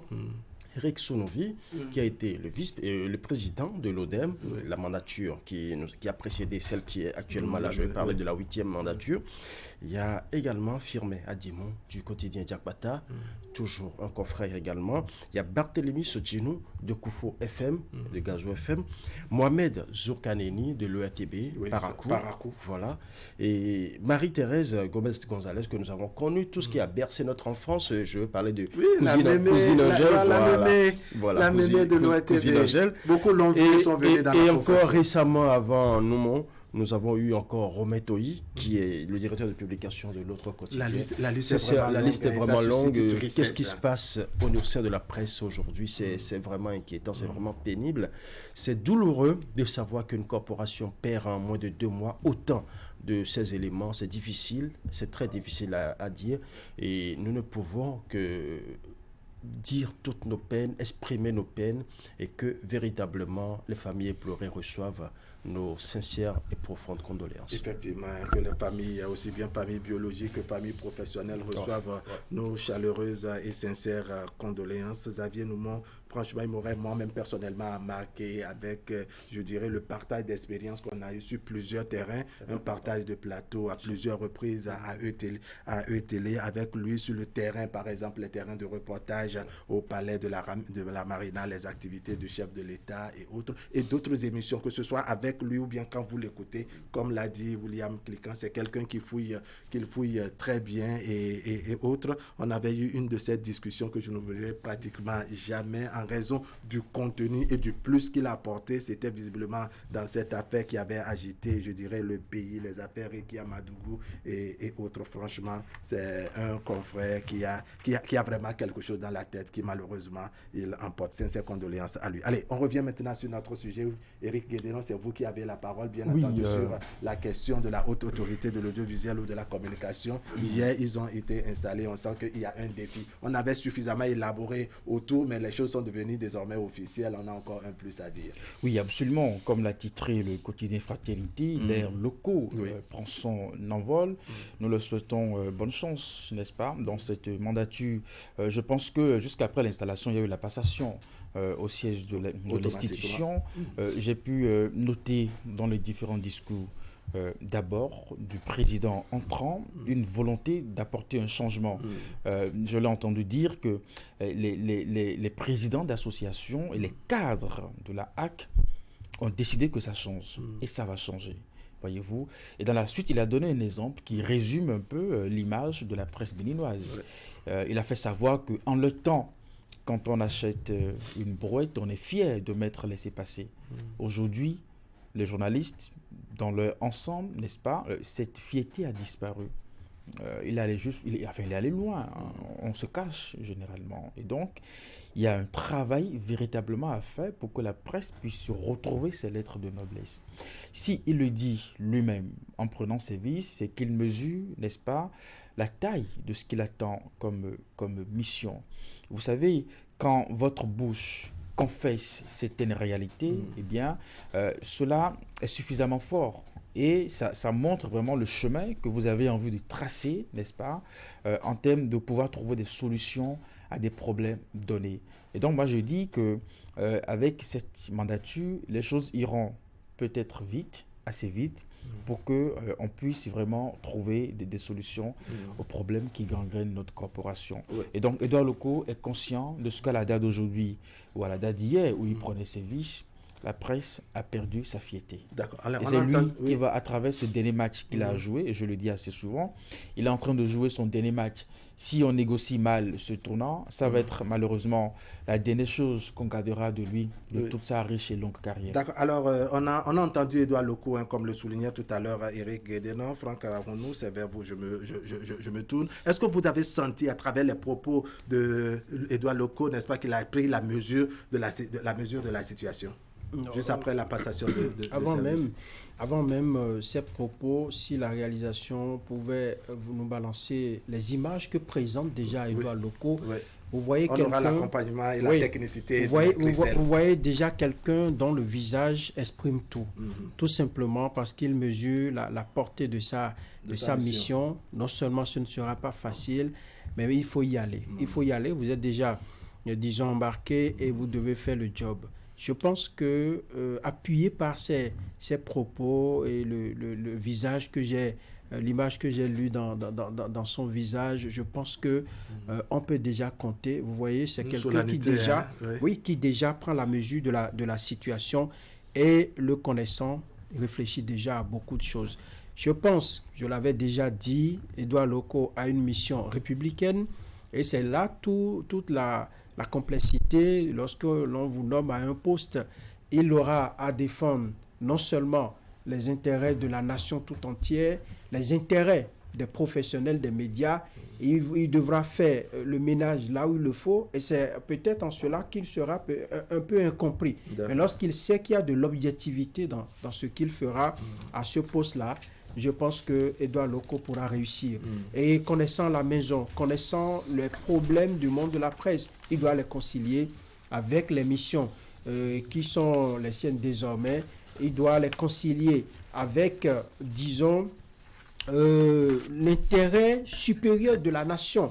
C'est vrai, il a été désigné par le chef de l'État, c'est vrai, mais à partir de ce moment, il est investi d'une mission républicaine qu'il doit accomplir avec une certaine hauteur d'esprit. Et cette hauteur d'esprit, je pense qu'il l'a suffisamment pour avoir fait déjà, pour être passé dans les méandres de l'administration, au plus haut niveau, quelqu'un qui est conseiller technique du chef de l'État, en tout cas chargé de mission. Il a appris beaucoup de choses à ce poste-là, qu'il pourra mettre, disons, au service de la RAC, mais également fait appel à son fort intérieur. Parce qu'à des moments donnés, il devra se retrouver seul pour voir la teneur de telle ou telle décision. Et avec les conseillers qui sont là, ceux qui ont rempilé, je veux parler de Amar Roussou et même les autres qui connaissent bien la maison, je pense qu'ensemble, le travail collégial pourra donner un bon fruit à l'arrivée. Moi, je voudrais qu'à l'arrivée, qu'on puisse tirer un coup de chapeau à Edouard Locaux et à toute l'équipe de la RAC qui s'installe. Qu'on puisse le porter en triomphe. Oui, qu'on puisse le porter. Comme le disait quelqu'un. Alors, il va falloir que nous nous attendions à des déceptions. Il va falloir que lui-même soit dans des situations parfois ingérables, mais ça fait partie, c'est ingérable, mais qu'il doit gérer. La corporation est quelque peu mal gérée ici. La profession se porte mal et il faudra redoubler d'efforts pour corriger ce qui peut encore l'être. C'est un message clair et c'est un message franc, franc, sincère et direct. Et cela prouve une fois encore que que ce n'est pas un intrus. Chaleureux. Non, c'est un message déjà. Cette portion, rien que cette portion déjà, c'est vrai qu'il a eu à dire beaucoup de choses. Mais cette portion-là seule prouve déjà que nous ne sommes pas face à un intrus qui ne connaissait pas la maison. Nous sommes face à un fils de la maison, quelqu'un qui connaît la maison, qui a été bercé par la maison, qui a fait ses armes dans la maison, qui s'est forgé dans la maison et qui a forgé également d'autres armes dans la maison et qui connaît très bien les véritables problèmes de cette corporation. Non seulement ça, à part la presse dont il fait partie, il a été vice-président de la RAC, ce qui veut dire qu'il va encore dans une autre maison qu'il connaît déjà et dont il maîtrise déjà les rouages. Il faut dire que quand on parle des difficultés de la profession, moi, j'utiliserai les mots justes. C'est une profession en agonie. Et non, il faut utiliser les mots justes. Au-delà de la maladie, on est proche de la mort. Vous savez, là, actuellement, nous sommes à la croisée des chemins.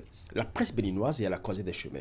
Pendant longtemps, nous avons revendiqué, c'est vrai qu'il y a déjà eu entre-temps un président de la RAC qui était un professionnel des médias, en l'occurrence, le tout premier d'ailleurs.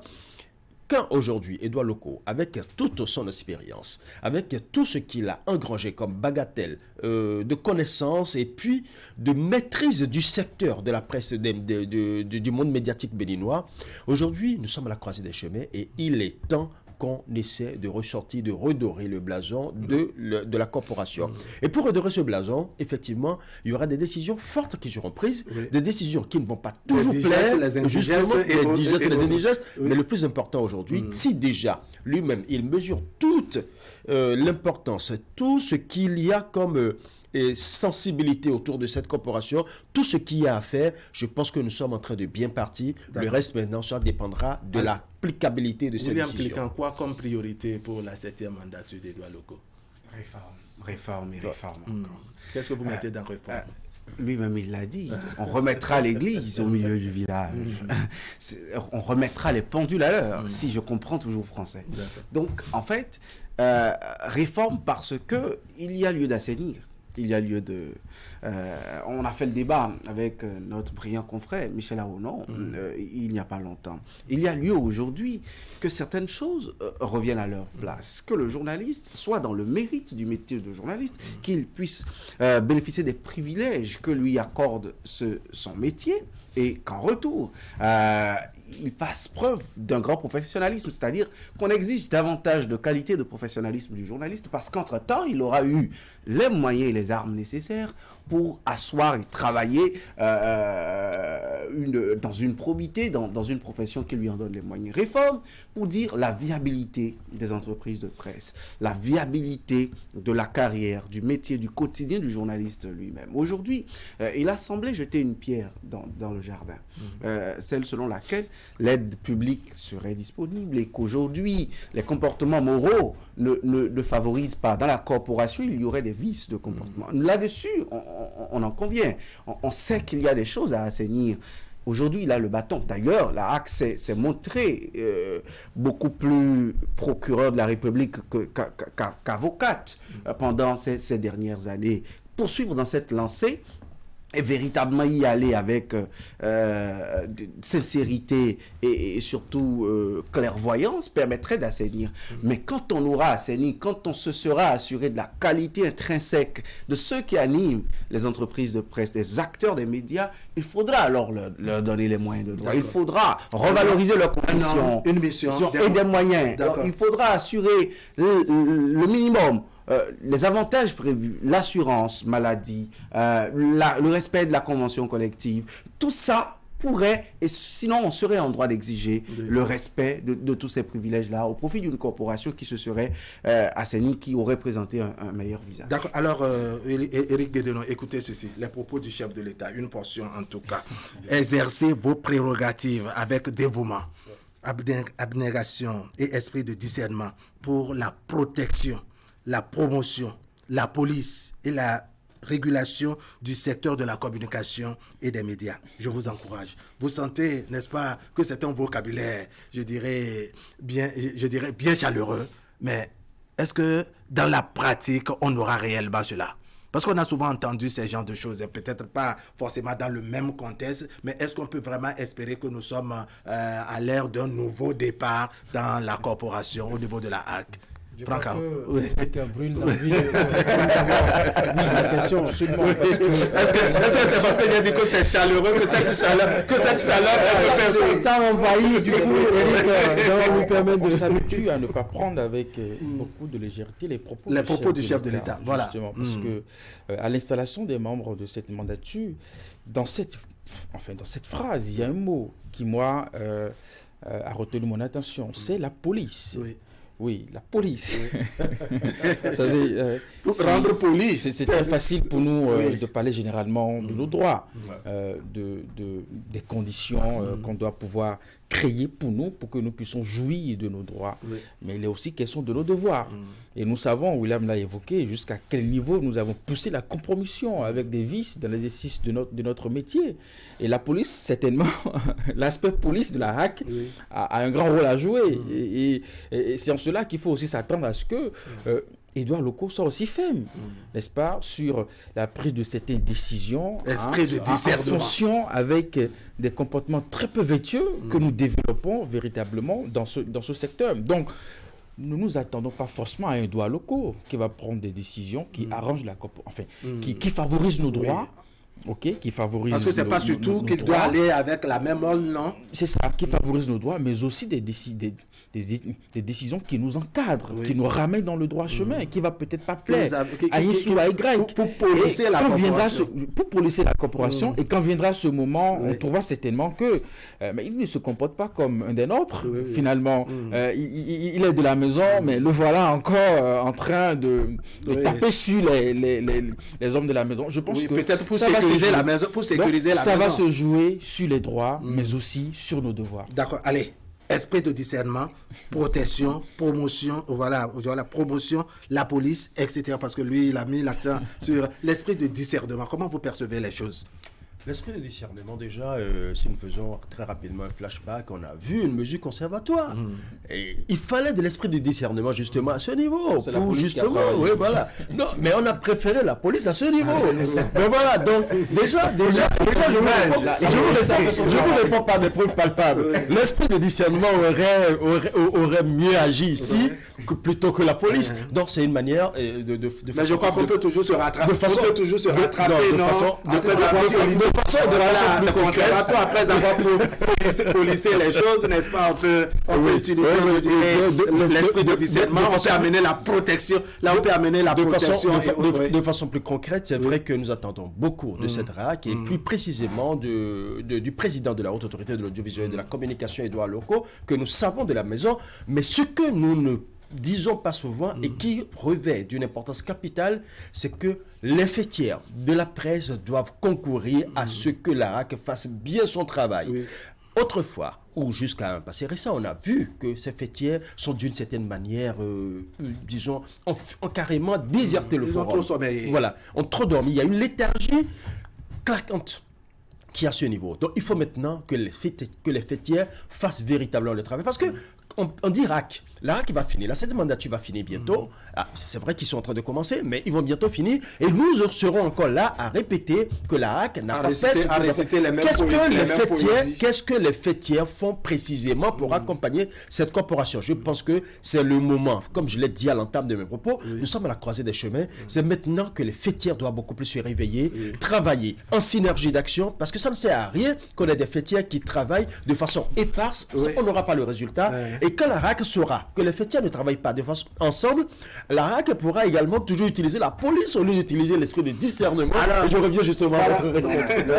L'État n'a pas dit autre chose que ce que la loi prévoit. Je l'ai vu paraphraser. L'article 24 de notre Constitution et entre-temps l'article 142 et 143 de notre Constitution, c'est-à-dire les attributions, le mandat constitutionnel de la Haute Autorité de l'Audiovisuel. Quand vous entendez promotion, vous entendez protection, c'est le mandat de la HAC. Quand vous entendez police, esprit de discernement, la Constitution elle-même prévoit que la loi fixe les moyens par lesquels la HAC on parle de régulation du secteur de la communication. Justement, et des la médias. régulation, je crois que c'est un mot qui vient dans la loi organique de la HAC. On ne le voit pas dans la Constitution, mais on voit le mot régulation. Parce que justement, l'esprit de la Constitution voudrait qu'en assurant la promotion et la protection, les brebis galeuses, les herbes l'ivraie soit sorti du bon gré, en fait. Donc, dans ce contexte, on comprend bien ce que le chef de l'État dit. Je ne donne pas une autre connotation, outre mesure à ce qui est dit. Quitte aux acteurs, justement, parce qu'ils seront investis de l'esprit de discernement, de commencer, primo, par j'aime bien l'énumération du chef de l'État. Promotion, protection, avant discernement et police. C'est-à-dire, c'est ma préoccupation première pour cette HAC. Commençons par asseoir la légitimité d'un organe qui, du point de vue de son mandat de protection, de promotion des médias, joue son rôle, parce qu'on est à l'extrême aujourd'hui de la police. On voit une police avec une épée de Damoclès d'une injustice relativement perceptible.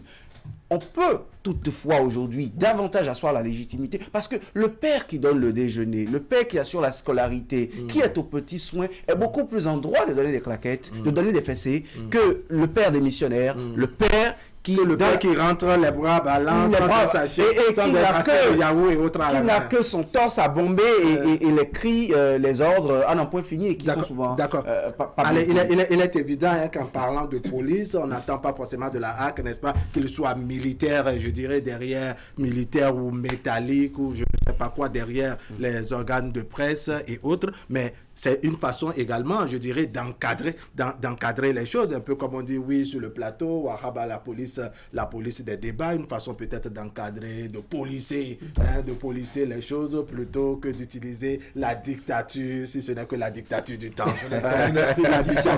la dictature de l'heure. Alors, Franck, vous avez entendu le chef de l'État ainsi bien de choses qui constituent, je dirais, les prérogatives qui sont celles de la HAC, esprit de discernement, je dirais protection, promotion, police et régulation du secteur des médias et de la communication. Lorsqu'on parle de police, moi je vois deux volets. Il y a d'abord l'aspect prévention. Maintenant, lorsque ça arrive, on essaie de gérer. Je pense qu'il faut voir dans la police ce qu'il faut faire pour éviter les déconvenus dans la presse aujourd'hui. Il y a un grand effort également à faire au niveau des organes de presse, pour ne pas dire des professionnels des médias eux-mêmes, et faciliter la tâche à la HAC. Qu'il y a un confrère qui avait dit qu'il y avait des clochards dans nos rangs. Ça a suscité beaucoup de réactions dans le temps. Moi, je ne parlerai pas de clochards, mais je pense qu'il y a des brebis galeuses dans nos rangs. N'importe qui perd son chemin après, on tombe dans la presse aujourd'hui. Tout le monde veut être journaliste avec... disons la prolifération des réseaux sociaux aujourd'hui, tout le monde trouve des aides de journalistes et les aide pleinement sur les réseaux sociaux. Heureusement qu'il y a la loi sur le code du numérique qui permet aujourd'hui de cerner un peu les choses. Mais je pense que la véritable question qu'on doit se poser, est-ce que nous sommes prêts à aider Édouard Loko à réussir? Est-ce que les journalistes, les professionnels des médias que nous sommes, est-ce que nous sommes prêts à voir Édouard Loko réussir? Et c'est là toute la problématique dans cette mandature. Parce que, vous savez, Édouard Loko, c'est vrai, il va nous protéger, c'est vrai, il va, disons, assurer la police des choses dans le monde des médias, mais il va faire des réformes. Il ira très loin s'il le faut pour redresser. Si on veut assainir quelque chose, c'est qu'on doit accepter, lâcher un peu du lest à des niveaux donnés, faire des sacrifices, parce que des décisions vont tomber qui ne vont pas arranger le volet promotion. Qu'est-ce que la HAC peut faire pour qu'on sente vraiment une certaine promotion, je dirais, des médias et autres? C'est d'abord de permettre que les professionnels des médias soient bien formés. Ça a manqué cruellement à la mandature qui vient de s'achever. Je ne sais pas si on a organisé une ou deux formations à la faveur des journalistes, sauf erreur de ma part. Ça a vraiment manqué. Il faut former les journalistes parce qu'il y a beaucoup qui sont arrivés dans le domaine aujourd'hui, beaucoup qui sortent des maisons de formation, de ces centres de formation que nous avons dans le pays. Et les recyclages également. Nous-mêmes qui sommes là, on a besoin de formation. Vous voyez aujourd'hui l'évolution du monde à une vitesse exponentielle, le numérique qui évolue, la TNT. On veut faire des médias aujourd'hui, des entreprises, de véritables entreprises, nous a-t-on dit. Qu'est-ce qu'on y met dedans? Véritable. Edouard Loko doit s'assurer que les promoteurs des médias, des maisons de médias, puissent assurer le minimum, les moyens, le traitement, que cela soit assuré pour les professionnels des médias qui exercent. Et n'oubliez pas que Edouard Loko, pour avoir fait un peu avec Patrice Talon, il a de la méthode. Oui, il a de la méthode. Ouais. Et la méthode Talon, ne soyez pas surpris que cela détaille un peu sur la méthode de l'homme désormais, parce qu'il a appris des choses. C'est une façon de prévenir les professionnels il faut déjà psychologiquement se préparer. Il n'a pas fait toutes ces années avec l'homme et en sorti en griffe indemne. C'est sûr qu'il y a de ses côtés. Il a pris ses marques. Il a pris ses marques. Côté, ça va travailler à avoir des entreprises, pour ne pas dire, des véritables entreprises de presse, pour que vous soyez des véritables professionnels des médias. On passe à un second panel, le temps d'observer l'évolution des choses au niveau de la HAC. Et on sait qu'après, on a connu très tôt le président de la HAC, en tout cas depuis le Conseil des ministres, qui a fait venir Edouard Loko avant que hier on ne procède à l'installation. La grosse interrogation qu'on se pose maintenant, c'est ce qui va se passer dans les coulisses, notamment dans les intestins de la HAC, en ce qui concerne la désignation de celui qui va suivre en termes de hiérarchie ou de préséance au niveau de la HAC, le vice-président, bien entendu. Aujourd'hui, on va se jeter dans les castings et autres pronostics. Comment vous voyez les choses, William Kikan? Je lis ces dernières années, depuis le premier président de l'institution, qu'il n'y a pas de professionnels des médias à la tête, il y a des politiques, et qu'on s'assure, pour le peu que je sais, d'avoir un professionnel des médias au poste de vice-président. Ce qui permettait d'équilibrer un peu. Je pense à Edouard Loko lui-même sous Nata, je pense à Souleymane Achanti sous Adam Bonitessi, et vous avez vu récemment... comment on appelle, Ama Oussou, vice-président de Rémi Prosper Moriti. Et voilà un peu. Donc aujourd'hui, qu'un professionnel des médias revient à la tête de l'institution, il serait envisageable, parce que nous savons que l'institution est un volet très politique, étant une institution constitutionnelle. Il serait envisageable peut-être que des politiques prennent le poste de vice-président, comme il n'est pas exclu aussi que d'autres professionnels des médias veuillent aller au poste de vice-président pour faire dominer la balance. Qui refuse de gagner 20 millions du temps. Justement. Donc, les envies peuvent venir de toutes parts. Maintenant, dans la configuration, quel serait le terrain privilégié? Aujourd'hui, qu'il y a un professionnel des médias de plus, c'est-à-dire un professionnel des médias désignés par le président de la République, je vois le schéma politique tourner un peu plus vers le côté des politiques, notamment avec la présence de Marcelin Aronoukou. Vous avez vu la HAC renouvelée aux 2 tiers, carrément, sinon au tiers carrément, avec Arma Oussou et réélu, qui reprend la confiance de ses pairs, et Marcelin Aronoukou également, qui était venu en remplacement. Voilà un nouvel ancien. Permettez mon oxymore. Donc, en fait, il y a la possibilité de voir ces noms-là en débat, et ils ont peut-être la carrure de remporter à la vice-présidence, quitte à mettre des professionnels des médias encore au premier rang, je ne sais pas, Ama Oussou, Basile Chibozo, qui vient d'avoir la confiance de ses pairs, et également au niveau du bureau, côté rapporteur, toujours une femme peut-être, parce que l'approche Jean voudrait qu'on équilibre. Mais toutes ces cartes sont bien possibles. J'ai eu dire que Aronoukou serait fait qualifier par Patrice Talon de rescapé. On a entendu ça un peu. de rescapé. Lui qui, en temps, n'avait pas été positionné pour les législatives, qui avait essuyé quelques sueurs de sa base. Bref, tous ces schémas-là sont possibles, et ces éventualités, notamment la carte politique est bien peut-être en quelques avances possibles. Wow, voilà un metteur en scène. Vous en position de metteur en scène, comment vous voyez les choses, vos pronostics et casting? Tous les schémas sont possibles. Déjà, je pense que William a fait déjà un bon dessin. Le dessin que je vois effectivement, c'est que déjà, étant donné que Edouard Loko l'un des émissaires, l'un des envoyés du président de la République. Donc, il reste 3 postes, il reste 2 postes, pardon. Et parmi ces 2 postes, on a un représentant de la presse et on a également un représentant du bureau de l'Assemblée nationale. Donc, déjà, étant donné que Edouard Loko, qui est envoyé par le président de la République et qui est l'émissaire du gouvernement, de l'autre côté, on peut déjà être en train d'envisager entre l'envoyé de la presse ou l'envoyé du bureau de l'Assemblée nationale. Mais quand on regarde le poste dans sa complexité, parce que le vice-président ici joue un rôle assez important et nous avons déjà vu effectivement qu'il y a une contrebalance.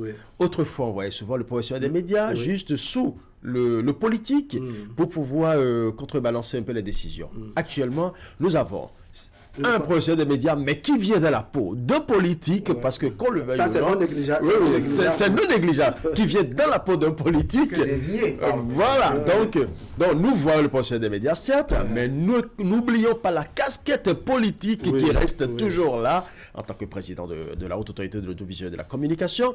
Donc déjà, on peut penser à, disons, de façon, à raison du moins, que au niveau du bureau de l'Assemblée nationale, on peut déjà commencer par penser à quelqu'un. Mais si on pense au niveau du bureau de l'Assemblée nationale, qui est bien placé pour pouvoir faire vraiment l'étoffe qu'il faut? On pense à quelqu'un qui a déjà l'expérience de l'institution. Aronoko a déjà fait l'ARAC. Il connaît un peu le fonctionnement de l'institution. Il sait comment ça tourne. Pour avoir fait avec les Armand Oussou et consorts, il sait à peu près tout ce qui est en instance. Et l'autre aspect qui joue encore peut-être en sa faveur, c'est qu'il est là, il a connu l'élaboration de ces réformes qu'on doit mettre en œuvre. Donc je pense que il est bien placé. Et l'autre, et là je fais encore la part belle à la presse béninoise, qui doit également retrouver encore une place, parce que là on ne voit plus la presse béninoise comme président, mais on doit retrouver également la presse béninoise, soit au niveau au poste de rapporteur. Ça peut bien être aussi clin d'œil aux techniciens. Là, je ne dis pas de choses. Pourquoi pas? C'est quand même la corporation. À ce niveau ici. Comment là, comme ça, on aura équilibré. Quels sont les scénarios possibles que vous voyez? Toutes les cartes sont possibles. Tous les conseillers peuvent aspirer au poste de vice-président. C'est vrai qu'il y a une tradition qui a été respectée jusque-là. Avant Armand Oussou, c'était Cécile Aoumenou, puisqu'elle allait à l'Assemblée nationale. Le poste a profité à un cadre du métier. Bon, maintenant que nous savons que Edouard Loko est de la maison, on peut estimer que ça fera trop lourd si on confiait encore le poste de vice-président à un journaliste. On peut penser certes à un politique. Mais le plus important, c'est que tous les choix puissent participer justement à atteindre l'objectif de faire en sorte que le métier, y a régulièrement d'esprit de discernement, de promotion, de protection, de la police, tout ce qu'on peut citer. Surtout que ça puisse permettre à un journaliste d'être heureux, épanoui dans son métier et surtout d'être fier de l'exercer. Donc on peut nous amener un journaliste, on peut nous amener un politicien, s'il comprend le langage de la promotion, de la protection, de la police, de la régulation et de l'esprit de discernement, tant mieux. Tant mieux. D'accord. Alors, on vous met dans la peau, Franck Arounou, dans la peau d'un metteur en scène. Comment vous voyez les différents scénarios qui se dessinent? Quel casting? Si on mettait un terme au casting et aux spéculations, confiance là à la dame, à cette dame-là qui fait partie de l'équipe de la 7e mandature. Je pense que ce serait pas mal. Vous voyez, quand j'entends Edouard Loko dire les réformes seront mises en œuvre sans état d'âme, une dame à côté, je pense que ça peut apporter ça peut adoucir un peu l'état d'âme dont on a parlé, c'est pas l'état de femme. Un peu les mœurs et on aura des... Bon, quand ça va chauffer trop, elle va dire, mais président, voyons, faisons ci, faisons ça. Je pense que cette mandature souffre un peu de la présence des femmes. Il y a plus d'hommes que de femmes. Et donc, on peut équilibrer en prenant l'aspect genre et en confiant la vice-présidence. Je ne sais pas s'il y a des critères particuliers pour faire le choix opérer le choix du vice-président, de celui qui doit occuper le poste de vice-président. Mais je pense, à mon avis, que ce serait bien que ça revienne. Pourquoi pas la dame qui va seconder, disons, Edouard Loko dans dans sa fonction. Pour moi, c'est tout légitime. D'accord, l'aspect genre, effectivement, peut-être pourrait influencer parce que de plus en plus, on fait un grand effort. On se souvient que pour la présidentielle de 2021, Patrice Talon est allé avec une colistière. Ça a été quelque chose de salué même à l'international. Et un grand travail a été fait également au niveau de l'Assemblée nationale, d'autres institutions et autres. Mais comme le souligne Franck Arounou, la HAC, cette fois-ci, a souffert un peu, je dirais, d'un effectif des femmes. On n'en a qu'une seule sur les 9 masculins, n'est-ce pas, qui sont, sur les 8 autres masculins qui sont dedans. Est-ce que vous pensez que c'est de nature aussi à influencer et changer l'ordre des choses? Parce que oui, on avait noté que, comme l'a dit William Clécan, c'était des politiques, la vice-présidence c'était peut-être un professionnel des médias. On a eu plusieurs mandatures comme ça. Aujourd'hui, on change de vapeur. Peut-on agir aussi sur la question du genre? Ou bien vous pensez que le volet politique et professionnel des médias va beaucoup plus influencer? C'est un critère vraiment prépondérant. Ça, je l'avoue, et Franck a très bien vu de le souligner. Parce que l'approche genre, vous savez, Cécile Oumenou, elle est celle de la profession, mais elle était femme également à la mandature passée. Et quand elle est allée à l'Assemblée nationale, par un autre professionnel des médias. C'est en cela peut-être qu'on pourrait relativiser un peu. Non, on la remplace d'abord par Aaron Oukou. Justement, comment dire, au poste de vice-président. On pousse un justement, on la remplace par Aaron Oukou, justement. Avant qu'au poste de vice-président, un professionnel des médias y aille. Mais si je ne me trompe, la seule femme en présence a été aussi désignée par le président de l'Assemblée nationale. Quand on sait que c'est le président qui a désigné Édouard Locaux, je vois ce critère de genre bien important, mais très peu primé par rapport au fait qu'il faut équilibrer les origines, les mandatés par la corporation, ceux émanant... On peut se taire sur ce... c'est bien possible, parce qu'il y a l'aspect politique. Mais Franck a relevé quelque chose de très important aussi, et qui motivait le rôle de la femme. C'est la diplomatie que doit jouer la HAC en tant qu'institution constitutionnelle auprès des autres institutions, si tant est qu'on veut bénéficier de nos privilèges, de nos droits. Les lois se votent à l'Assemblée nationale, l'exécutif les met en œuvre. C'est pour cela que moi je trouve que l'expérience peut jouer également à ce poste de vice-président. Un peu comme les politiques, ceux émanant peut-être de l'Assemblée nationale ou professionnels des médias si vous voulez, pour avoir une casquette et une expérience politique qui permet de discuter, qui permettent de discuter, de dialoguer avec le reste des institutions pour faire mettre en œuvre les aspirations, pour établir cette diplomatie informelle, mais qui, pour nous, sera très importante parce que nous parlons de réformes et de gens... Parce que, par exemple, quand vous voyez le cas à Ronoukou, voilà des soutiens de premières heures de Patrice Talon, des politiques proches du président de la République. D'une autre, on finit par faire preuve de patience. C'est parce qu'on sait que pour les législatives de 2023, il n'avait pas été positionné à la grande surprise, je dirais, de sa base. Des gens qui discutent, des gens qui ont cette facilité de faire l'intermédiaire parce qu'on aura besoin de beaucoup de privilèges. Ça va faire grincer des dents côté politique et il faut des gens pour pouvoir adoucir, y aller à la manière du rat, c'est-à-dire au même moment où il vous arrache votre peau, il vous envoie beaucoup de souffle, de sorte à ce que vous ne sentez pas la douceur. Donc, c'est dans cette négociation, dans cette discussion intermittente que ces acquis souhaités par les professionnels. Un dernier tour de table, toujours sur ces castings sur lesquels nous allons rester. On a vu les différents schémas possibles. Faire la promotion du genre, parce que ce que Franck Arounou dit est vraiment très important. Maintenant, si on prend tous les différents schémas, on a un professionnel des médias à la tête, on travaillera peut-être à ce qu'il y ait la femme qui a eu tout d'une manière ou d'une autre une coloration politique, on aura peut-être un autre politique, peut-être la personne de Marcelin Aaron. Est-ce que d'une manière ou d'une autre, l'expérience ne va pas prévaloir sur, je dirais, le côté genre?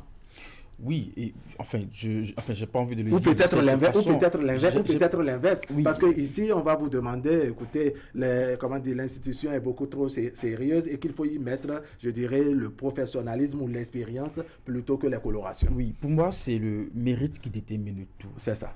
Et c'est en cela que l'hypothèse de Franck de privilégier l'approche genre, je mets à côté de ça le mérite. Si la conseillère désignée par le chef de l'État a le mérite mérite d'être vice-présidente, elle sera vice-présidente. Si elle réussit à avoir, comment on dit, la confiance de ses pairs, elle sera vice-présidente par mérite. Et c'est d'ailleurs, moi je pense que l'aspect le plus important, parce qu'après, oui, l'approche Jean, nous sommes d'accord, mais quand quand on s'arrête là et qu'on fait le choix et qu'après on se rend compte que ce qu'on attend de la personne n'est visiblement pas le cas, eh bien, ça dérange un peu. Ça dérange un peu. Donc, je pense que, oui, si, comment on dit, elle apporte les éléments d'appréciation de son expérience, de sa maîtrise, n'est-ce pas? Ça peut ça peut justement amener ses collègues à dire, tiens, je pense que nous avons une carte ici à jouer et ça peut nous aider. C'est vrai que dans notre environnement, une femme à côté d'un homme, ça donne un résultat. Ok, ça peut suggérer, ça peut conseiller, ça peut murmurer, ça peut orienter efficacement. Et puis tout ça, mais nous savons aussi que ça peut mal se passer. D'accord. Allez, vous savez, à la suite de Eric, à quoi mesure-t-on le mérite en réalité? Tous autant qu'ils sont là, disons que tous autant que nous sommes ici, peut-être que si on nous met à cette position, on se mettrait en lisant bien les textes de l'institution, en voyant un peu l'esprit de travail au niveau de la RAC et ce que l'on attend de nous, on peut bien faire le travail. Vous savez, c'est là où on s'y attend le moins que les gens démontrent leur capacité à pouvoir accomplir des missions.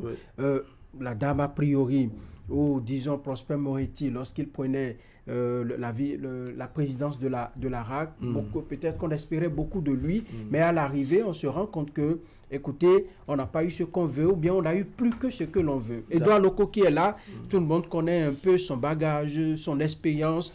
On peut espérer des choses de lui qui ne viendront jamais. Un peu comme d'autres personnes peuvent vous surprendre. Alors qu'on ne comptait pas pour autant sur eux.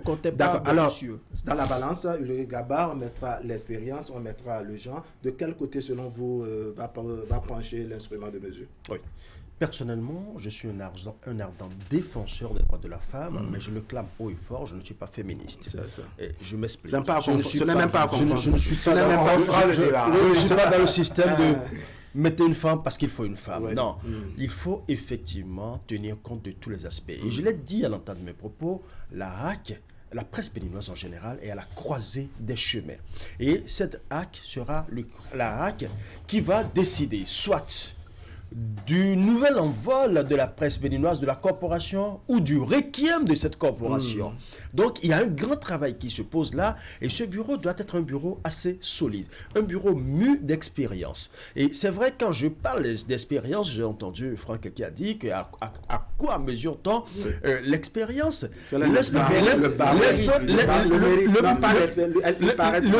mérite en question, il faut tenir compte du parcours de la personne. Il faut tenir compte aussi des expériences et des aspirations de la personne. Quand on ne tient pas compte de tous ces aspects, il y a beaucoup d'inconnu. Il y a de l'inconnu qui est là également. Voilà. C'est une dose de pression. Il y a beaucoup d'aspects. Et dans un contexte où il faut aller à la bataille, il faut aller au charbon. C'est ça justement. Ce sera une vague qui sera soumise à beaucoup de pression parce que les professionnels des médias attendent beaucoup de cette hack. Donc c'est vrai qu'en termes de représentativité du bureau, quand on voit une femme dedans, c'est vrai que ça fait beaucoup plus sérieux. Je fais un clin d'œil à l'INF et à Mme Bokma qui est quelque part en train de nous suivre certainement. Nous ne sommes pas en train de dénier la présence de la femme à l'intérieur de ce bureau, mais il faut qu'elle fasse en mesure et qu'elle supporter la pression. Si elle n'est pas en mesure d'affronter l'inconnu, collègues estiment. Parce que nous, pour l'instant, on n'a pas son CV. On ne connaît véritablement pas son parcours et on ne connaît pas ses aptitudes réelles à pouvoir vivre cette tension, cette pression qui attend la septième mandature. En tant que vice-président, il faut tenir compte de plusieurs aspects. Quand je parlais par exemple de Marcela Ronoukou, c'est parce que moi, je vois l'aspect politique de quelqu'un qui a été sur le terrain, qui a vécu beaucoup d'expérience, beaucoup de pression, de quelqu'un qui a fait cette hack, la RAC précédente d'ailleurs, et qui était aussi à l'aune des réformes qui sont en train d'être élaborées et qui pourra mieux les défendre aussi à ce niveau-là. Donc, moi, je ne vois... Ce n'est pas que le poste de vice-président. Voilà, il n'y a pas que le vice-président, c'est vrai. Voilà. Donc, je dis, si éventuellement, pendant le vote, si ses collègues, si ses camarades conseillers estiment qu'elle a le background qu'il faut pour pouvoir occuper ce poste, c'est tant mieux. Le plus important, nous aurons une femme au sein du bureau. Mais moi, je dis clairement, ce n'est pas qu'il faut une femme pour une femme, mais une femme qui puisse faire le travail qu'il faut. D'accord, allez, on va observer. Si la mandature doit charbonner, il faut une jeune... non, mais elle est conseillère. Elle est conseillère, les décisions se prennent. Vous savez, en plénière. Donc, elle a son avis. Son avis compte. Il y a suffisamment de scénaristes. Il y a suffisamment de scénaristes. Il faut son avis compte autant que l'avis de 8 autres conseillers. Je vais utiliser la police. Je vais utiliser la police. On a suffisamment fait la promotion. En me donnant la promotion, la protection des débatteurs.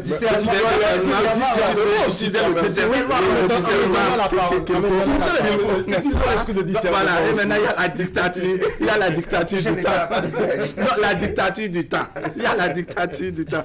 Deux mots rapides. Nous n'avons pas un méritomètre pour savoir si tel ou tel, quelle que soit l'expérience et tout. Vous savez, en venant à la RAC, c'est peut-être une première expérience pour les noms que j'entends là. Donc, la première expérience aussi peut s'avérer, disons, concluante pour quelqu'un qui vient d'arriver. Éric, mais si ça doit charbonner, il faut quand même une douce voix pour à un moment donné, parce que si ça charbonne trop, cela va emporter les journalistes dans la chaleur. Allez, la dictature du temps. On va se donner un autre parce qu'il y a non, il y a vraiment non, je suis d'accord. Oui, vous comprenez que je dois utiliser la police.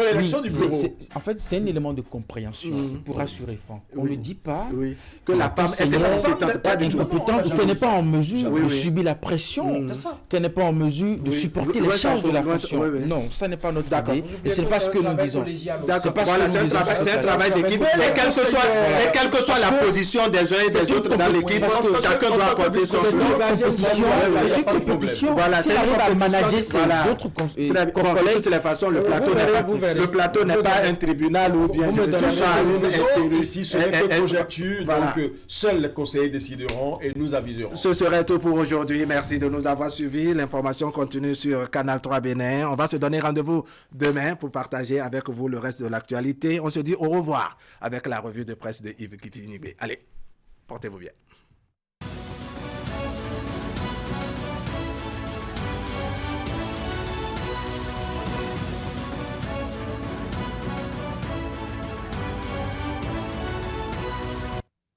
Mesdames et messieurs, bonjour.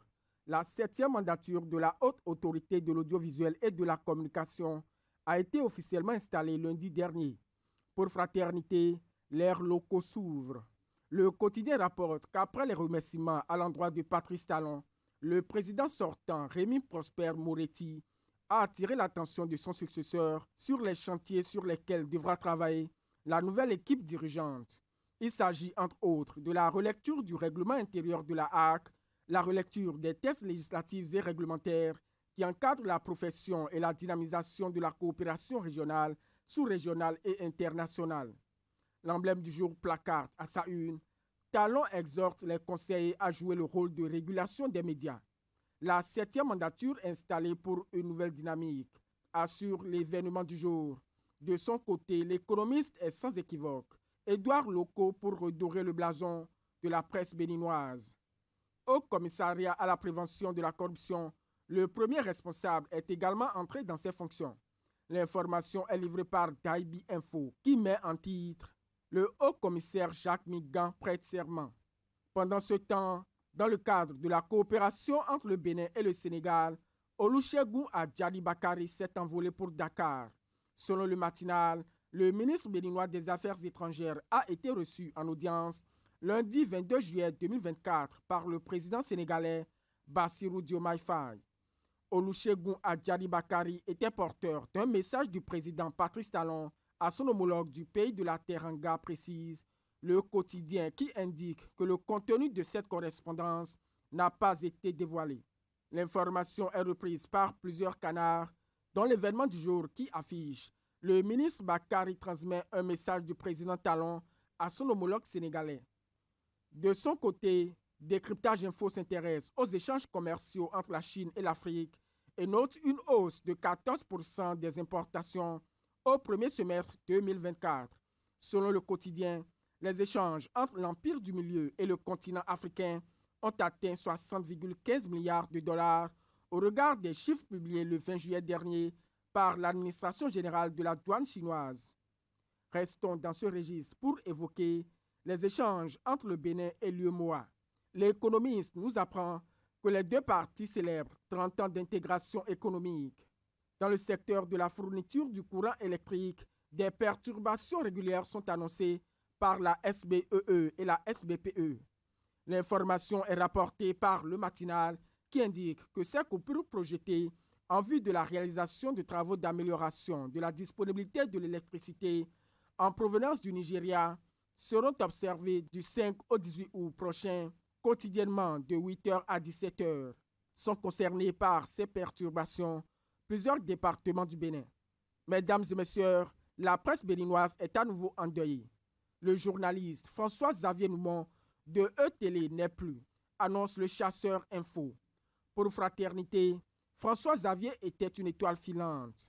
Moïse Dosoumou nous propose une tribune sur l'homme à la page 5 du quotidien. Pour sa part, la Primeur précise que le journaliste sera conduit à sa dernière demeure ce jour à Akpakpa. Autre information peu gaie pour achever ce point de l'actualité. L'investigateur du jour nous apprend qu'une fille de 8 ans a été enlevée et sacrifiée au vaudou à Agbanizou. Fin de la revue de presse de ce mardi 23 juillet 2024.